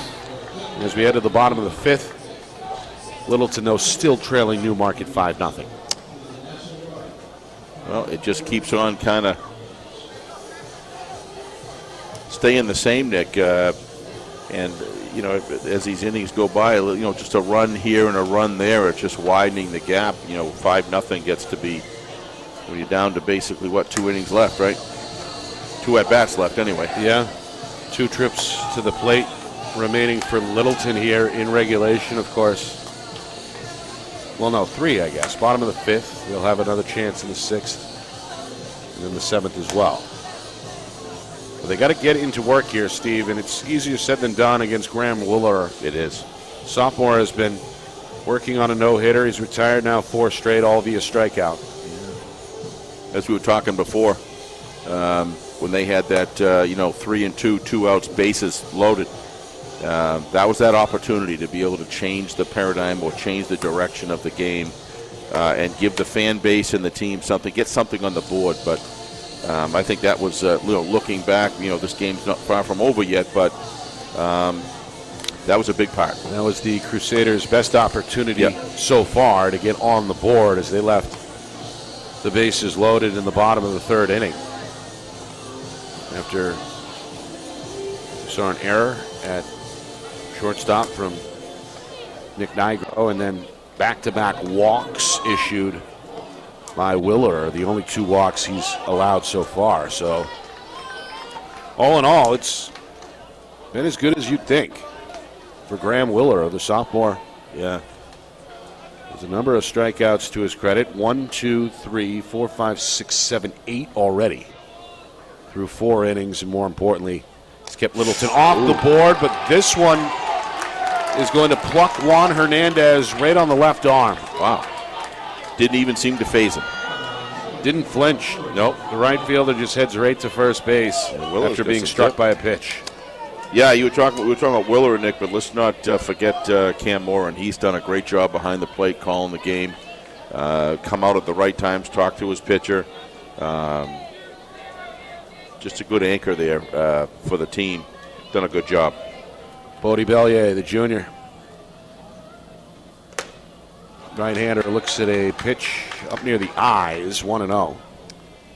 Yeah, this is when a pitcher sometimes you start getting in the later innings that just look, they want to get out. They want to get out of the inning and start looking forward. You got to be careful. You don't look too far forward and just focus on every single pitch.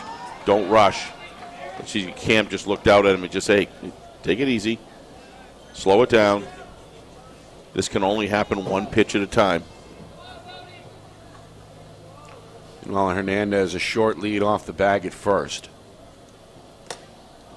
Fastball upstairs again, and it's 3-0. He's not followed through on his stretch, on his move to the plate, Nick. Watch. You'll see the plate here. Well, actually, you won't see the pitcher at this situation, but he's got to follow through. He's got to. Boy, he got a great move to first base. Great pickoff move. Just a tad bit late, though. I mean, Hernandez gets back onto the tag head first. I think he wasn't really that far off the bag, but I think he thought he was leaning the wrong way. 3-0 pitch down the middle this time for a strike. That was a pitcher's strike right there. Looked a little high, but he's a tall drink of water at the plate, so big strike zone. Showing bunt, it's outside, ball 4. Pretty good at bat there for Bodie Bellier. Mission accomplished. He's up to first. 3rd walk issued by Willer. And now Juan Hernandez in scoring position at second base for Littleton. I don't recall no outs with two runners on base for Littleton. So this could be becoming here the inning that they've got to execute here with this sort of situation. Big opportunity for their number 9 hitter, Grady Hadlock. They need an alley shot or something like that to move runners around and get on the board, get that goose egg off the scoreboard. First pitch outside. And looks to me like Willer is kind of struggling again a little bit with delivery. That time his lead foot kind of sliding off the mound a little bit instead of coming straight forward. That's better there. Good adjustment, gets the strike over the outside edge. But you'll see when he pulls that knee straight back and drives it forward and finishes, he's a lethal pitcher. Runners at first and second. Crusaders trying to get on the board with a bunt. Back to first. Willer stumbles, and there'll be no throw. And that's the break that Littleton needed right there. When you're 5 runs down, Nick, you got to have runners on base. Look to me. So Hernandez at third, Belia at second. Hadlock with the bunt over at first, and now a meeting of the minds on the mounds for the Mules. Well, looks to me like the bunt sort of short hopped him a little bit there, Nick, on the replay. And as he turned, it looked to me like it had a high, the ball had a high pop off of the plate as it moved forward, and it just kind of looked a little out of position, kind of uncomfortable. We going to look at a pitching change here? I don't know. Manager out to the mound. Yeah, he's showing, but this could be just a discussion on what they're doing. Yeah. Get that lead out. If it's a sure double play, grab it. If everything's there, if it's not, just go right to home plate. Believe it or not, Steve, that bunt was actually the first hit allowed. First hit, yep. And it was a good bunt. Willer, and now we go back to the top of the order. J.P. Perez set to stand in. Perez, a quick word off the third base line with his manager, Anthony Bray. He looks pretty dialed in there. Still a long meeting on the mound here. Yeah, I think they're getting their decisions in line. It'll be interesting if they keep the infield in, Nick, over the 5-0 lead. It looks to me like they're probably going to just play back. Yeah, they may allow the run here. Be interesting. Yeah, if they're going to play back like that, they may very well just let the run score and grab the lead out at second base, or in the case of third, step on the bag. But everybody's got their orders. Second time this morning, Littleton has loaded the bases. Yep. Trying to come through with something to show for it. Well, this time with nobody out. Bottom 5. Bases loaded, nobody out. A 5-0 lead in danger for Newmarket. First pitch to Perez outside. He gets behind Moran. Runner comes. Throw is not in time. Hernandez gets under the tag, and Littleton is on the board. Does that ever change everything? Now you've got runners both in scoring position. First base is wide open, so the double play is out. Right? No force. But wouldn't be the least bit surprised today if they put Perez on. I think they will. Good hustle by Hernandez to score. Belia over to third. And Hadlock now in scoring position as well at second. They're either going to put him on an intentional, or they're probably going to give him nothing. I'd be very surprised if they go right after him here. Perez being good contact hitter. Fastball outside. It's 2-0. Yeah, they're just probably going to just see if Perez is going to jump at something. I'd just put him on. You want that. You need outs. You want that force at every base, Nick. The percentage just go way up. Outside. Yeah, just going to get nothing. Cam Cook, the number 2 hitter in the on-deck circle. Perez 0 for 1 with a walk. I like standing the catcher up, Nick. It puts him in a position, just throw it outside. Well, they grabbed an outside strike. Yep.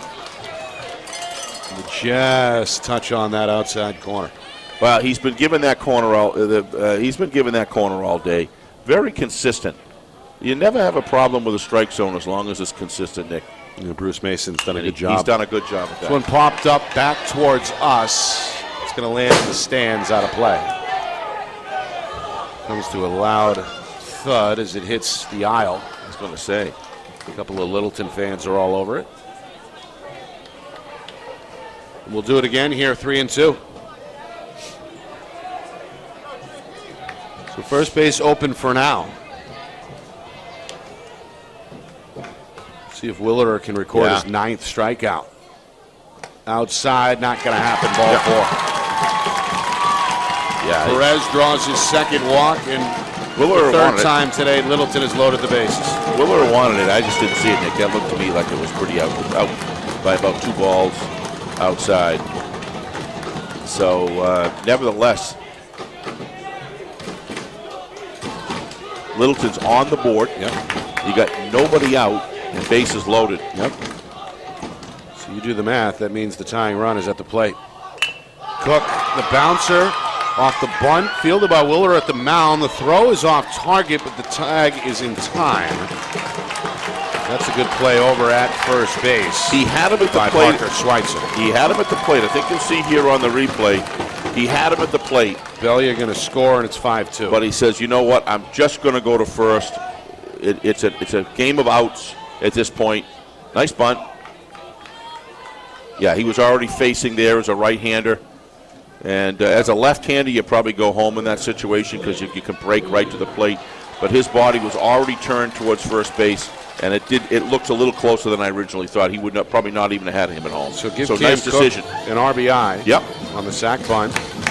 He also moves Perez from first to second. Exactly.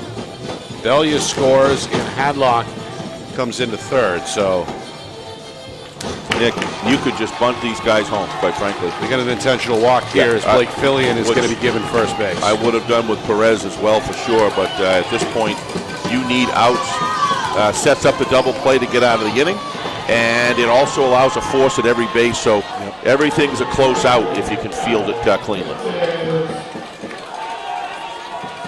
All right.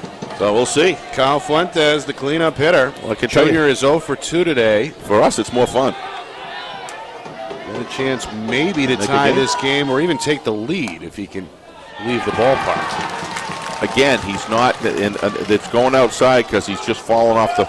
It's so much is important to just maintain those mechanics, Nick, when you're pitching. Come straight off the mound towards the plate and finish. There you go. Fuentes going to swing at this one. It's going to land foul off the right field line. Again, take a bounce down into the crowd, and eventually the ball lands in the Crusader dugout. Well, they are out there deep, Nick, in the outfield. I mean, you talk about playing with everything in front of you. Any kind of base is going to score a run. We're going to score 2 runs here, Nick. Any kind of base hit with that depth. No, bunt offered and missed. Throw to got a third run down. is into left field. Gets behind Pirelli. Run's going to score from third as Hadlock crosses the plate. Slow, steady erosion, Nick, of the lead happening right now. It's 5-3. Nobody out. 2 runners in scoring position. First base open again. We got ourselves a ball game. Yep. We've also got an error on that throw as we take a look. Yeah, no need to rush that. Moran tried to go up the line to third and You kind of rushed it. No need committed to. an error there. So 5-3. Tying run now at second base. Fuentes standing in here behind 1 and 2. Swing and a foul tip. Yep. Kind of a lunging offering there on the swing from Fuentes. Well, he was caught off guard on the speed a little bit, and his whole body was pushed out in front of it. Look, he's way ahead of it. There's that throw by just a rush throw, Nick, and it was costly. very costly. Fuentes, nice catch. Line drive out recorded there by Sean Vincent. Able to extend to his left and hold both runners. 2 runs all over that one. So a big defensive effort there. Keeps the Newmarket lead intact at 5-3. 2 outs now. And Ross Kelly, the 8th hitter to come to the plate. Yeah. He's going to make his way to the dish for Littleton. That was a big play right there. Nice catch. That ball had some zip on it. I don't know if it would have scored 2. It certainly would have scored 1. Kelly 0 for 2 with a pair of swinging strikeouts. Oh, what a pitch. Yeah, That's really good movement late, and it drops in the strike zone 0-1. That right there is the best pitch I've seen all day, Nick. That was It's all over the map. all over the map, but all following the flight path with perfection. Good-looking pitch. Willer trying to get himself out of a jam with the lead still intact. Sophomore takes his time, kick steals in the dirt. Moran able to juggle. Say to Moran. Keep things where they are. Cam's got great lateral movement as a catcher, especially on the outside ball. Probably seen a lot of those because there's no question if there's one thing that Willer does is he attacks the outside constantly. Junior catcher played a little banged up this morning as well, as we saw him take one off the wrist. He's going to swing a pitch just outside, looked like an inch or two off. Good eye there by Kelly. Yeah, very good eye, and the reality is Willer is throwing that ball just half a ball outside now. Before he was nicking the outside of the trim of that plate, and This was way outside. Moran got a hustle to the backstop. The throw won't happen. Coming home to score is Perez, and Littleton is back within 1. Yeah, that right there, Nick, is maintaining composure at the mound. He's overthrowing the ball. Watch it if we can get the delivery here. I don't know if we have it on replay or not, but the mechanics was completely off, just rushing the ball. Got to stay focused here. He's in the 5th inning. Now starting to build his pitch count as well, so fatigue can come in. Let's see if we can see it. Oh, we can't see it off of that. I don't know if we have another view, but no chance for Cam Moran. No. Fillions at 3rd. He's the tying run. Meanwhile, a swing and a miss for Kelly. Chased that one just a bit late. Boy, he's got some velocity, doesn't he? Get a look at that from a moment ago. Now it's a full count. Runner on 3rd. 2 down, bottom 5, and ball 4 is the call. Yep. Outside to Kelly, draws the walk, and the nightmare inning continues for Graham Willer. Well, you're absolutely right, Nick. I mean, the obvious is the score is 5-4. The thing that's really a little subliminal behind the scenes is Willer's pitch count is just going out through the roof right now, and you have to, I guarantee you, Littleton would like nothing more than to see a replacement pitcher so they can get the bat around on this guy. They haven't been able to do it all day today, and you got to give them credit. They've played some good bunt, small ball.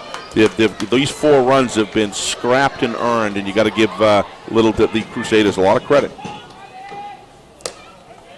The lefty Cam Cook, Littleton's starting pitcher, and their number 6 hitter in the lineup looks at a strike. And he's 0 for 2 today. They are giving him the power alley wide open. Runner goes to 2nd. Throw won't happen. It gets away from Cam Moran. Kelly now in scoring position. He's the go-ahead run for Littleton. Look at the right field alley. I mean, that is wide open. You do not see that very often. They're just of the belief that they can't get around on Willer. Right there, playing him straight away center. Plus the lefty hitter would have to go oppo, which may happen. I'm saying over here. Swing. Not going to happen. Curve low. Good eye there by Cook. It's 2-1. Yeah, following behind on pitches. When he gets in a groove, he's ahead 1-2, 0-2, 2-2. But chopper up the middle. Good throw by the shortstop. Nigro is in time, and that'll do it. Maintain the lead barely. A damaging inning by Graham Willer as he's tagged up for 4 runs. However, he does escape the 5th with his team still out in front 5-4, and we go now to the top of the 6th inning with Newmarket enjoying the smallest of leads, 5-4. You are watching the 2023 Division IV Baseball Championship right here on Friday Night Lights New Hampshire in conjunction with the NFHS Network. Our broadcast today, as it always is brought to you by Beals Insurance Agency, with locations now in both Bedford and Londonderry. Whether you need home, auto, or business insurance, Beals Insurance will get you both the price and quality coverage that's right for you. Just call 603-471 888-866-9999 or visit BealsInsurance.com to request a free quote and start saving money today. Again, that's BealsInsurance.com.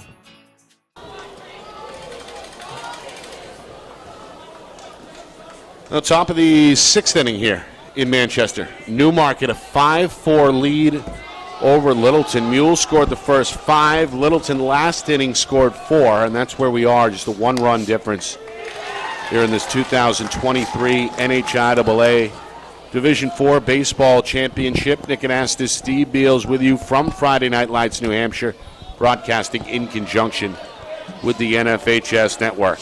Hitters 8, 9, and 1 due here for Newmarket. Sean Vincent, Jackie Prumpratit, and Graham Willerer in that order. This one is going to land foul just outside the extended arm of first baseman Charlie Dane. Looked like he was having trouble seeing that ball, Nick. He was look up in the sky, kind of like almost semi-shielding his eyes. I think he had a little trouble picking it up. And by the time it kept on spinning out towards the stands, it was just too far away from him.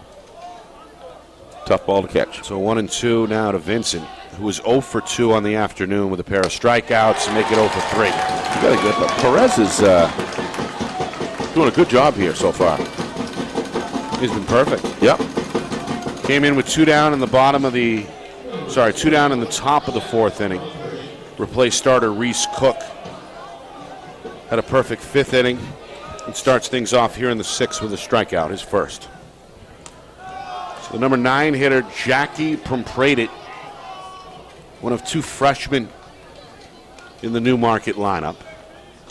Try to take a look at his windup. It's a very short delivery. It's almost like he's handing you the ball as he comes through, but then you watch the velocity, the spring that comes off the ball. He's getting more on it than, yeah, there you go. Whoa. Pratit. That laser into the crowd. Look out. Better be looking. Don't be turning your back getting a hot dog over there. No. It's a good crowd for Championship Saturday. First of 4 straight. We'll have the Division III final coming up at 1 o'clock Eastern.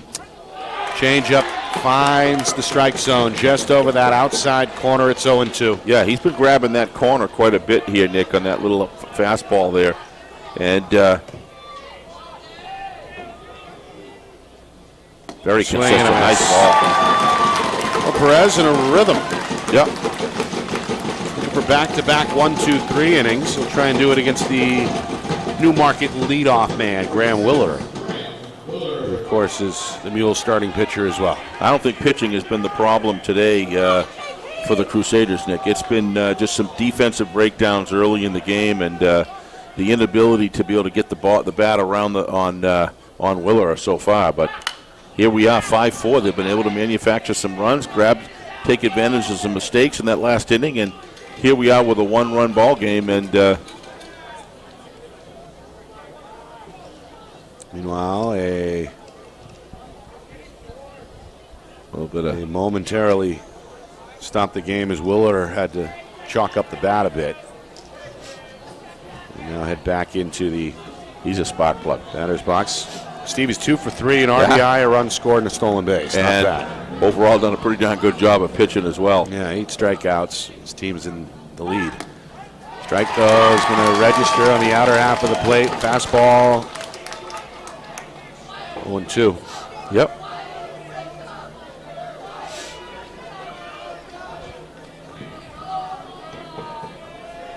Trying to extend the inning. His battery mate Cameron in the on-deck circle. This one off speed, just high. Trying to pull the string on a little bit. Those balls could be dangerous, Nick. If they hang, you could just unload on them. But swing, pop up. Behind second. Second baseman is going to make the catch. Ross Kelly overhead. And they're out of the inning. And that'll do it for the 1-2-3 inning for J.D. Perez. What they wanted. Littleton. And ahead of the bottom of the 6th inning, still trailing 5-4. But Perez in relief has done his job and has now opened the door maybe for Littleton to take their first lead here late. Yeah, Perez, a location pitcher. Looking for location. He doesn't have an overpowering fastball, but he uses his windup and his delivery to and uses different speeds. And, that's kind of what a middle reliever is. That's what you're looking for, a guy that can buy you 2 or 3 innings. In this case, with 7, it really becomes kind of the middle and closer. But with 9 innings, you look for a guy to go 5, 6, 7, and 8, 5, 6, and 7 to get you to your closer. In this case, I agree, Nick. He's done a fine job. He hasn't walked, he hasn't put anybody on. No cheap stuff. All business on the mound. Works quickly and very efficiently.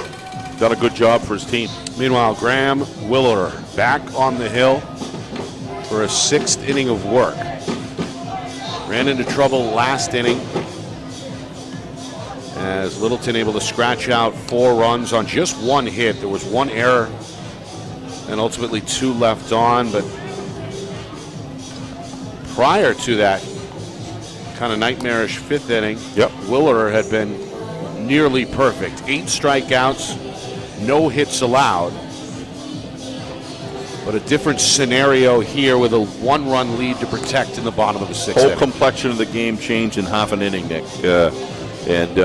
What looked like it was just an insurmountable lead had a big bite taken right out of it into a 1-run. Anything can happen at this point. But one of the things that I give the Crusaders a lot of credit for is they've been willing to play whatever ball, small or big ball, whatever was given to them. Clearly, this game with Willerer at the mound has been very difficult for them to get the bat around on him, and good fundamentals have gone into scoring these runs and taking advantage of a few mistakes at the right time by the Mules, and here we are. Bottom of the order. And ball number 1 taken by Juan Hernandez, the right fielder. The junior will be followed by his classmate, DH Bodie Bellea. And then Grady Hadlock set to bring up the rear. 1-1 after a strike. It's taken down the middle. Now the 1-1 from Willer is swung on. A bouncer over his head, up the middle, and into center field for a base hit. I thought the shortstop had a chance at it, Nick, but he got such an overspin on that ball with that second bounce. It just bounds past. I think he thought he had a chance for it. We'll see that on the replay from left field. John Barron out there with the camera, tent and all. Here we go. Watch the bound. It just, he just couldn't get. I thought he was going to get there at first, but boy, had a little zip on it. Nice base hit. Keep the bat on the ball and put it in the ground. Tying run at first. And now the DH, Bodie Bellea, after hearing chants of Bodie a moment ago from his dugout. I'm sure he likes that with a big picture of number 20 on the billboard, on the message board out there. If that doesn't get you cranked up, what will? 1-0. Nice pitch. Strike down the middle. Off speed, evens the count at 1 apiece. Bellea 0 for 1, a strikeout, a walk, and a run scored. Hernandez a short lead off the bag at first. Bunt here goes straight backwards. Foul.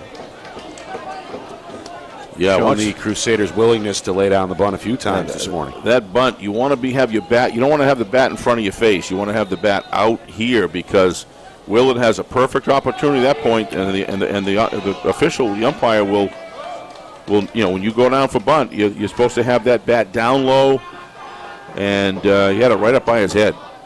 I'd get that corrected. And 1-2. Willard fired a fastball. Strikeout here could go a long way. It sure could. Thinking the same thing. This one instead goes high, and again, the catcher has to scramble. Runner's going to advance to second. This is a bunt. This is offense by bunt. You got to give the coach credit. Let these kids. It's all about getting the ball in the field. You can't just let a pitcher throw balls by you. You got to get out there and put the ball in play, and that's it. Whatever it takes. 2-2. With 2 strikes, he'll probably bring it back. Tying run in scoring position. Hernandez off the bag at second. Outside pitch. It's going to keep Bellea alive. It's not the same pitch, Nick, as it was in the first 3 innings. He's moving the ball a little further outside, and it's just the strike zone has been consistent, pretty consistent most of the game. Crowd, pretty good sized crowd here. 3-2. Crowd coming alive. The pitch from Willard. Swung on and missed. Big out. Strike three. Big out right there. Strikeout number 1, 2, 3, 4, 5, 6, 7, 8. I thought it was 9. I thought it was 9 too, but Yeah. Maybe it is 8. no, it is 9. Yeah, I thought so. Yeah. I missed one. That's 9. That's good And numbers. more importantly, it's the biggest out so far as it comes here now with 1 down in the top of the 6th. So traditionally in these situations, when Willard's got that strikeout, he gets tough. Hadlock showing the bunt but can't connect. Yeah, they got to be careful there with him getting off the bag. You get your third baseman coming right down here for the bunt. I think if he kept on going, there was nobody there at third base, Nick, and he decided to go back to second. He could have had third there. Hernandez will resume the run, the lead at off the bag at second. Hadlock is going to look at a pitch outside. Yeah, that looks to me like they're going count at 1. It looks to me like they're going to give him. They're not going to give him anything. They're probably going to put him on first, Nick. Represents, of course, the go-ahead run. Who knows? Maybe he'll come back right at it. I don't know.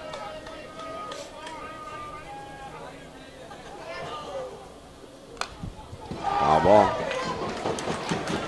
1 down here in the bottom of the 6th inning. Nick Anastas, Steve Beals with you. Newmarket is led wire to wire. Littleton trailed 5-0. They scored 4 runs last inning.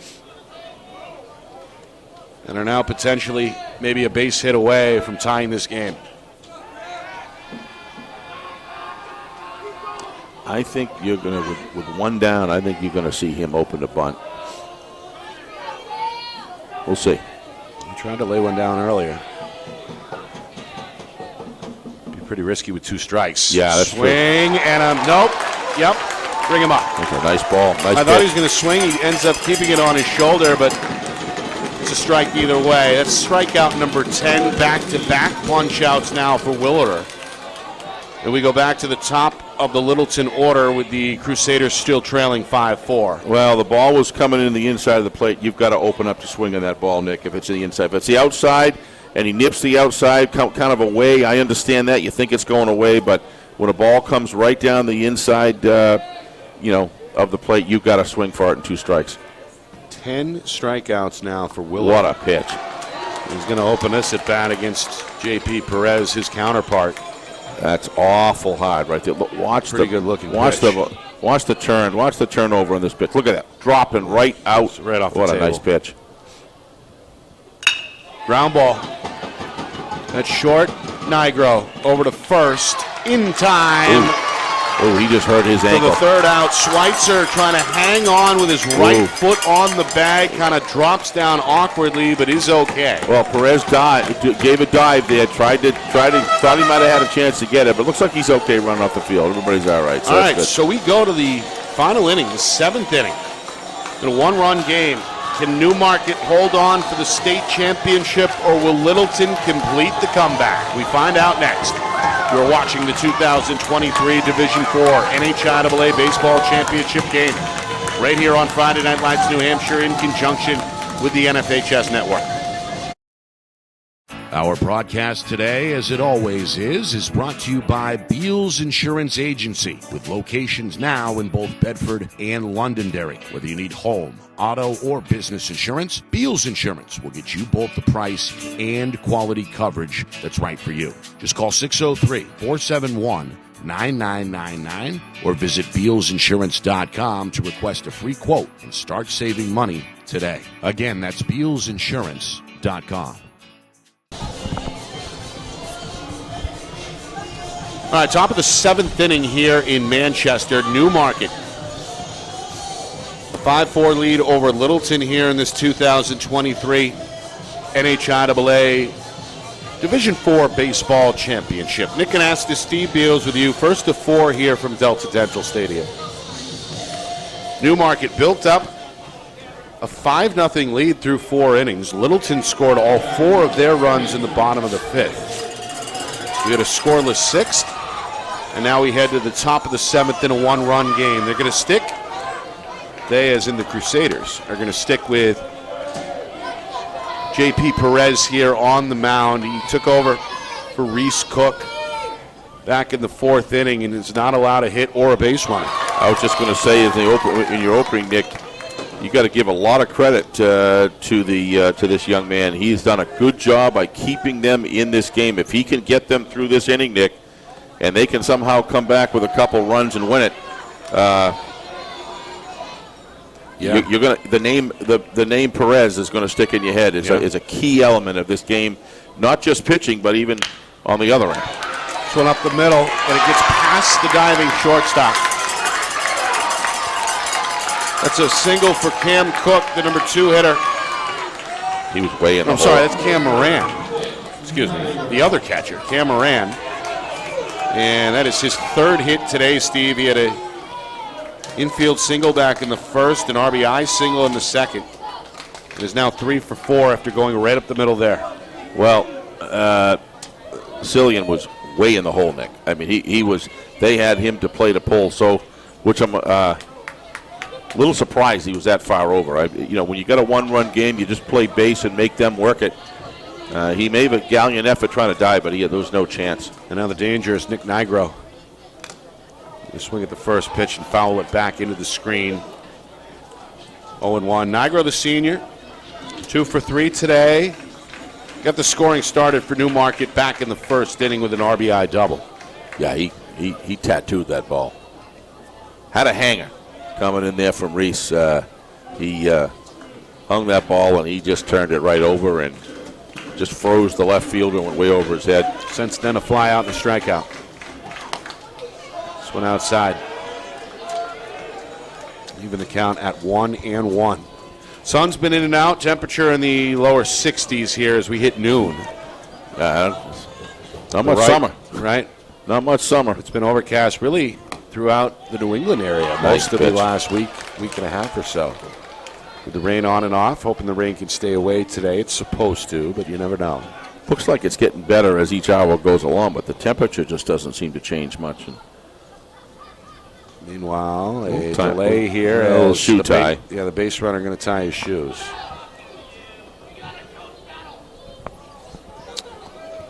Coming up, about an hour or so here, you're going to see Monadnock and White Mountains battle it out in Division III. Those players are just arriving to the ballpark now.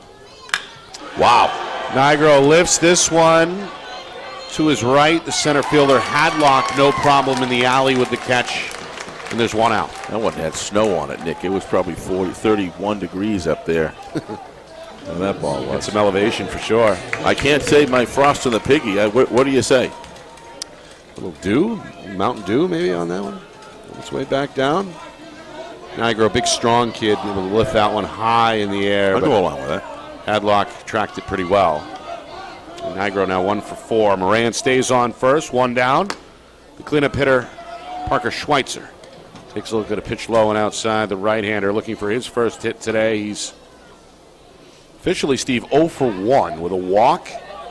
He was also hit by a pitch. He scored a run today. Yeah, Perez is doing a great job with being a location pitcher. He's not an overpowering pitcher, but he knows what he's good at, and he's really playing around with the location, the outside edge of the plate. There's another one. No chance on getting him. Runner goes to second. Throw is offline. Stolen base for Cam Moran. Cam showing a little bit of speed there. Yeah, had a good day. Yeah, there was he got a jump. He got a tremendous jump. Had a good lead down there. He was past the arc there. Had a good stride. So Newmarket aggressively looking for insurance here, trying to tag or add rather to their 5-4 lead. Swing, one hopper, fielded off balance by Fuentes, nice across the diamond for the out. Nice play. Looked him back. Had to go back to second base. Kept him close. Nice backup there. Yep. Base runner Moran stays put. Shortstop comes over. Schweitzer retired at first base. And nice strong throw over there to get him out. But I like Cillian's movement immediately, Nick, over to third base. That's good fundamental baseball. And that's the shortstop, Fillion. I thought it was Cillian. Fillion, I'm sorry. We try our best. In communication right now with second baseman Ross Kelly. Yes. Moran, the pesky Moran, back and forth.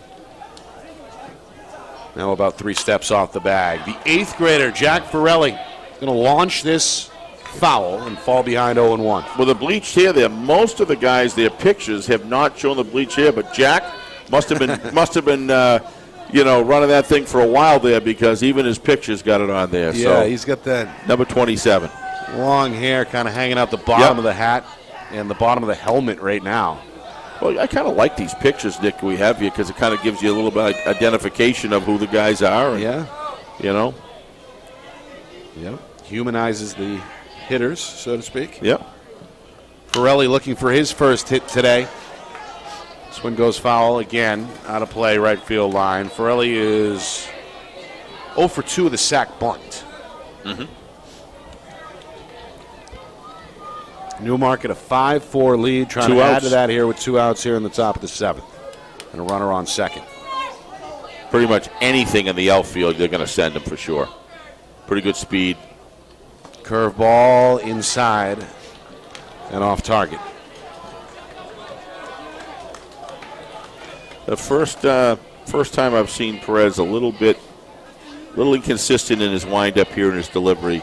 The mechanics a good one there though. Big swing. Yeah, he did it. And a miss. Well, how about PJ Moran, Nick? What a terrific job in relief he's done. If his team can come back and pull this one through here, big factor in the game today. So no runs on 1 hit, 1 left on. We stretch here in Manchester. Bottom 7 coming up. Final opportunity for Littleton as they trail 5-4 here in this state championship game. You can see the Littleton fans who made the journey down Route 93 standing and applauding. Yep. Behind the Crusader dugout, some of them stomping on the aluminum bleachers and really showing support to what, win or lose, has been another great campaign for the Littleton baseball team. A 14-2 regular season, an upset win over defending champion Sunapee in the semifinals, and a good effort here after trailing 5-0 to make it at least close as we head towards the bottom of the 7th inning. Absolutely, Nick. This game looked like it was just going to be kind of a runaway by Newmarket, and that one big inning has got this game very interesting to the end. I think the coaching has been solid on both ends. I think they've called timeouts for their team, gone out and settled down the pitcher when they needed to. Nice change, I think, at the right time with moving Reese into Perez, given his performance. A lot of communication, which I love to see between the third base coach and the batter. Always enjoy that. And the officiating, although it looked to me like one call might have been thrown the wrong way, the communication between the officials and their positioning and their effort on the field has been exemplary today. And I got to tell you, he's called a heck of a strike zone, I think, today. A very consistent strike zone today, and which is part of the reason why you don't have a lot of arguments out there, a lot of disagreement, because he's been consistent, done a great job. Yeah, Bruce Mason been in the terrific job in the game a long time, so to speak, and 3 other umpires he's working with have been busy as well. Very. On the base pass. Rusty Tattersall has had his hands full over at first. Chuck Goodwin behind second base. Steve McCormick over at third. So all in all, a lot of experience down there between those 4 definitely individuals. All right, hitters 2, 3, and 4 now on the way for Littleton in a last-ditch effort to keep their season alive. Yep. The first pitch strike is offered. The right-hander Graham Witterer is back at it. Witterer has now gone 6+ and looking for a complete game effort here. Fastball going to streak across, but land outside by an inch or 2. It's now 2-0. Willer's effectiveness, when he gets the first strike, Nick, the percentages go way up that he's going to get you out. That's been really the difference in his pitching. When he gets that first strike, he's lethal. Cook with a bunt. This one pops up and lands foul in front of the Mule dugout. Cook, Philly, and Fuentes, hitters 2, 3, and 4. All juniors. Due up here for the Crusaders in the bottom of this 7th inning. Yep. Cook is 0 for 1 with a walk and a sac bunt.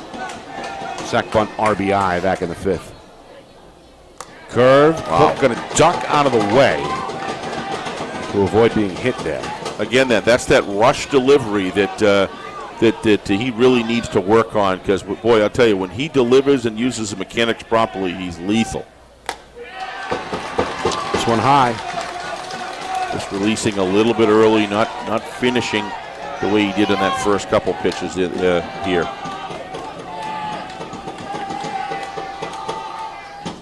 Yeah, he's getting outside, ball forward. Cook is fired up on his way to first. Tying run is on board. Yeah, this could be it. If not, it'll be, well, he did not signal to home plate umpire that he's going to make a change, but the way he's walking to the mound makes me think he is. Yeah, he's gonna make the change right now. Nick, you can't let runners get in scoring position in this situation. Looked like he was starting to get a little bit fatigued last inning, Nick, and he's done a heck of a job for his team. If he was able to get a couple defensive plays, Nick, last inning, it probably would have been a 5-2 game, the way I have it. But I think Coach making a decision to bring somebody in to try to close this thing out at this point, it's difficult to argue with, really. He's just starting to not really finish his delivery, and looks like he's going to go out to second base, is it? Is that Nigro going to come in and close it? Yep. They're going to move Nigro over from shortstop. Yep. And Nigro is going to warm up. Are they going to just switch? He's going to play short. Ooh. Nigro hearing some of the taunts after he's off target on his first warm-up pitch. So Wheeler heads over to the hole at shortstop. And Nigro is going to take the bump here. Newmarket trying to protect a one-run lead. Of course, the big picture, looking for their third state championship since 2019. They did it in 19 and 21. And fell in the championship round in both 2018 and again last year. Yeah, I mean, when you kind of look at this game and don't look at the scoreboard, you still get that tendency that, or you still get that feeling that Newmarket has been in control of this game completely for the most part. But they had that one run there, or one inning, a half inning, that just changed the score drastically. And well, they scored 5 runs not over the first 4 innings, Steve. Yeah. The bats have gone cold since. Just one hit over the last 3 innings. And no runs. I agree. And as you mentioned, a big part of that was the reliever for Littleton, J.P. Perez. Yep. Who's come in to hold the line, so to speak. So, well, if Nigro can get this thing done, Coach Nikoyich is really going to go down here. Is making, I give him, he's made about 4 or 5 key decisions in the game, and so far he's 4 for 4. Yeah. This is the 5th one that I could think of, and probably the most important one that he's made all game, and we're going to find out how it turns out. But if he's able to close out the Crusaders here, he coached himself one heck of a game. Here's the number 3 hitter, Blake Fillion, 0 for 2 with an intentional walk. Cam Cook, the tying run off the bag at first base. Pitch comes down the middle. Is low. Nice job. Covered up by Moran to his left. And it opens at 1-0. Yeah, Cam, that's the kind of effort you're looking on. Knowing time and situation here, Nick, Cam knows you cannot let that runner advance, and he did everything he could to keep that ball out in front of him. Did a great job. Cook resumes his lead off the bag at first. Big breath from Nigro. Overhand delivery swung on. Fillion going to lift this to shallow left center. Coming up is Dyer to make the catch. And the first out is recorded. Cook going to retreat to first base. Fillion retired, and now Kyle Fuentes strolls to the plate. Well, that outfield has not had a lot of work today, Nick. Really, either way. Either way, for the most part, I agree. But especially Newmarket, and he comes in and chases it down, makes the play. 1 down. That's what they wanted right there. Nigro comes right over the top. The right-hand hitter, Fuentes, looks at ball 1. Pitch outside. Fuentes 0 for 3 today. from the cleanup spot. A ground out, a line out, and struck out looking. Cook about a two-step lead off the bag at first. The pitch from Nigro is upstairs, and it's 2-0. Again, the Crusader fans trying to make some noise and lift their guys here in the bottom of this 7th inning. 1 down. Cook a short lead off the bag at first. Another pitch. This time it's in for a strike. Well, gotta have those. Got to at least in that case what. He took a fastball about looks like a fastball by Newmarket. He's just a straight over the top pitcher, Nick, and he's basically going to dare you try to get a base hit off me. And swing and a foul ball. Nice pitch. So Graham Willer is done, 6+. Ended up, Steve, only surrendering 2 hits. Ended up with 10 strikeouts, and he's in line for the win. However, he's also responsible for Cam Cook over at first base. Just had a bad inning. 1 bad inning. Other than that, the guy was really stellar. And Fuentes leans into the swing, lifts it down the right field line, and it lands foul by about 15 feet. 2-2. Well, Nigro playing with a little off speed there. Pulling the string on a little bit. And big pitch right here. 2-2. Big time in the count. Fastball high, and it's full. Yeah, he made it full. Fuentes looking up the third baseline at manager Anthony Bray. A little surprised. I mean, Nigro's not an overpowering pitcher. A little surprised how close the shortstop is to second base. He's leaving the hole wide open. Pitch. There it is. Ground ball. It's into left field. Up to second goes Cook. He pumps the brakes for now. Now he's going to go to third. Throw is cut off. Huge Relayed to second. And safe at second goes Kyle Fuentes, who is now the game-winning run. Huge error right there, Nick, in the outfield. Allowed those runners to advance now with 1 out. You get a situation where on first and second, you got to force basically at every base out in the field other than home plate. And now that just changed the dynamics of everything because, you know, it's the third error. That is a big one. Third error officially against Newmarket. They have not had a lot of action out there, Nick. And well, now Littleton is potentially, Steve, just 1 hit away from a state championship. That's all it is. You got to give this Littleton team credit. They have scrapped and fought and played a lot of small ball, Nick, and taken advantage of opportunities in the last 2 innings. Or 3 innings. I think 3 innings. They started this bunt campaign to move runners because they knew that they just the numbers, they just weren't getting the hits, getting the bat and the ball the way they could. And you know what? You improvise and do whatever it takes to get the bat on the ball and the ball on the field. And they did it. And here we are. The key inning was the 5th. They're right at the door. Littleton scored all 4 of their runs in the bottom half of the 5th. They're going to issue an intentional walk here to the number 5 hitter, Ross Kelly. You have to. Who makes his way to first to load the bases. So 1 out, bases loaded. Newmarket's lead hangs by a thread of 5-4. However, a double play would bring home a state championship on one side. A base hit may deliver a state ring on the other. Again, playing very close. Second baseman leaving the hole there, Nick, wide open. Second baseman, no, well, now they're going to move him over. Okay, they're going to bring him in. Okay. Toes on the grass now. Yep. Going to bring him in. Reese Cook is the hitter. The lefty is 0 for 3 today. He got the starting nod on the hill for Coach Bray and lasted 3 2/3 innings. Now they're bringing the outfield in. I'm surprised the left fielder with a right-hand hitter is out that far. I'd bring him in another 10 feet, 15 feet at least. Yeah, the only player at normal depth is the left fielder. Nigro's pitch is a little high and a little outside, ball 1. Again, following behind batters, Nick, you really want to get that first strike in situations like this.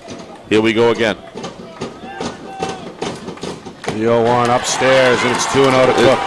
There's no place to put him. A walk would tie the game. In the on-deck circle, the number 7 hitter, Juan Hernandez, watching intently. Dugout continuing to bang away. Pitch in for a strike, and it's a big one. Yes, it is. Now 2-1. He's got to do it again. Doesn't look like a big, a big tool bag as far as different pitches are concerned for Nigro. He's just bringing it down. Swing by Cook. He got what they wanted. Popped up. Pointing skyward is the shortstop, Nigro, and the catch made. That's Willer, rather. Two made the switch a moment ago. Willer records the second out, and now Juan Hernandez, with 2 outs and bases loaded, is going to step to the plate here, but not before a word first with Coach Bray off the third base line.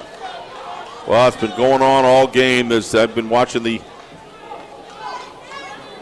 one of the most unsung positions on a field, not as a player or coach, is the third base batting coach. They're kind of like the batting coach, Nick. They also wave runners on in these situations. It's such an important position on the field, and I think that third base coaching today has been outstanding. A lot of communication. You see them signaling out to runners. There's a lot of engagement here. Guys have done a good job. Meanwhile, a players-only meeting taking place on the hill as the Mules look to get the defensive strategy. This is it's together. About, do we let the tie and run go in? Do we let it happen, or do we just, where are you going? Where is each position going if they get a ball hit directly to them? Meanwhile, Hernandez still leaving the hole open. Seeking his second hit. He's 1 for 2 today. He's going to swing at the first pitch, pop it up, coming back to us, and it goes foul. Lands safely in the stands, 0-1.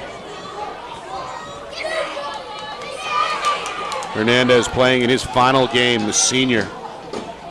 Steve the lone senior in this Littleton lineup. I know. Be appropriate, perhaps, if he could be the hero. 0-1. He's got the first strike, Nick. Let's see what he decides to do here. He pushes it outside a little bit. I mean, look at where the first baseman is, Nick, down that line there. He's deep. Yeah, Slider outside. I'm really surprised that they're throwing it outside like that if they're going to put him literally on the line. But you can understand why. They're trying to stop 2 runs from scoring. So he's 2 down, bottom line. 7, bases loaded. The 1-1. Swung on, ground ball. Willer collides with the runner after fielding it. It's an automatic out, and that's going to do it. Newmarket has won it. Yeah, he has an automatic out via the collision between second and third base. Newmarket is going to celebrate on the field as they are your 2023 NHIAA Division IV baseball champions. Coach Bray is irate. The Littleton skipper not happy with the officials, still seeking an explanation as the Mules celebrate. Well, everybody has access to the ball. And if you're impeding the runner and you're not catching the ball, that's a judgment call by the umpire. And look to me, Nick, like he was directly fielding the ball, and he has a right to field it. This is going to be an interesting discussion that's going on here from the sidelines. They are pleading the case. It's a tragedy that the game has to come down to that kind of a judgment call, Nick. But somebody has to make it. And so a rare BRI, base runner interference. Here we go. Watch this. Let's see if he impedes the runner or that's his only path to the ball. Look. There's Willer coming up on the scoop, trying to switch hands there to make the throw, and there's the collision. If nothing else, he could say he tagged him. So I mean, it really is an unfortunate situation for both. But I think at the end of the day, Nick, to me, well, you could see kind of Fuentes veered a little bit to his left. Yep. Still in the base pass, I think, but again, either way, either collision or tag out, that would have been out number 3. I don't think you can call interference on that play, Nick. I just don't. I think he made the right call. So that's it. In a thriller, in an unusual finish, Newmarket is your state champion. They win it 5-4. Graham Whitterer ends up as the winning pitcher. He also records the final out at shortstop, as we see there. And Steve, twice today, Littleton is going to walk away after leaving the bases loaded. Tough one. I think if he was behind him, or on the side of him, Nick, I think the umpire official would have called for interference in that play. But the fact is that Wilfer had the position. Watch this again. Here, right. Look where he's running right now. You're going to see him come forward, folks. He has established position ahead of him. I think he makes the right call. I think if he hits him from the side or behind, Nick, at that point it's interference. So, down on the field, the celebration continues for Newmarket. They're going to present the hardware, so to speak, the plaque and the medals in just a moment. Yep.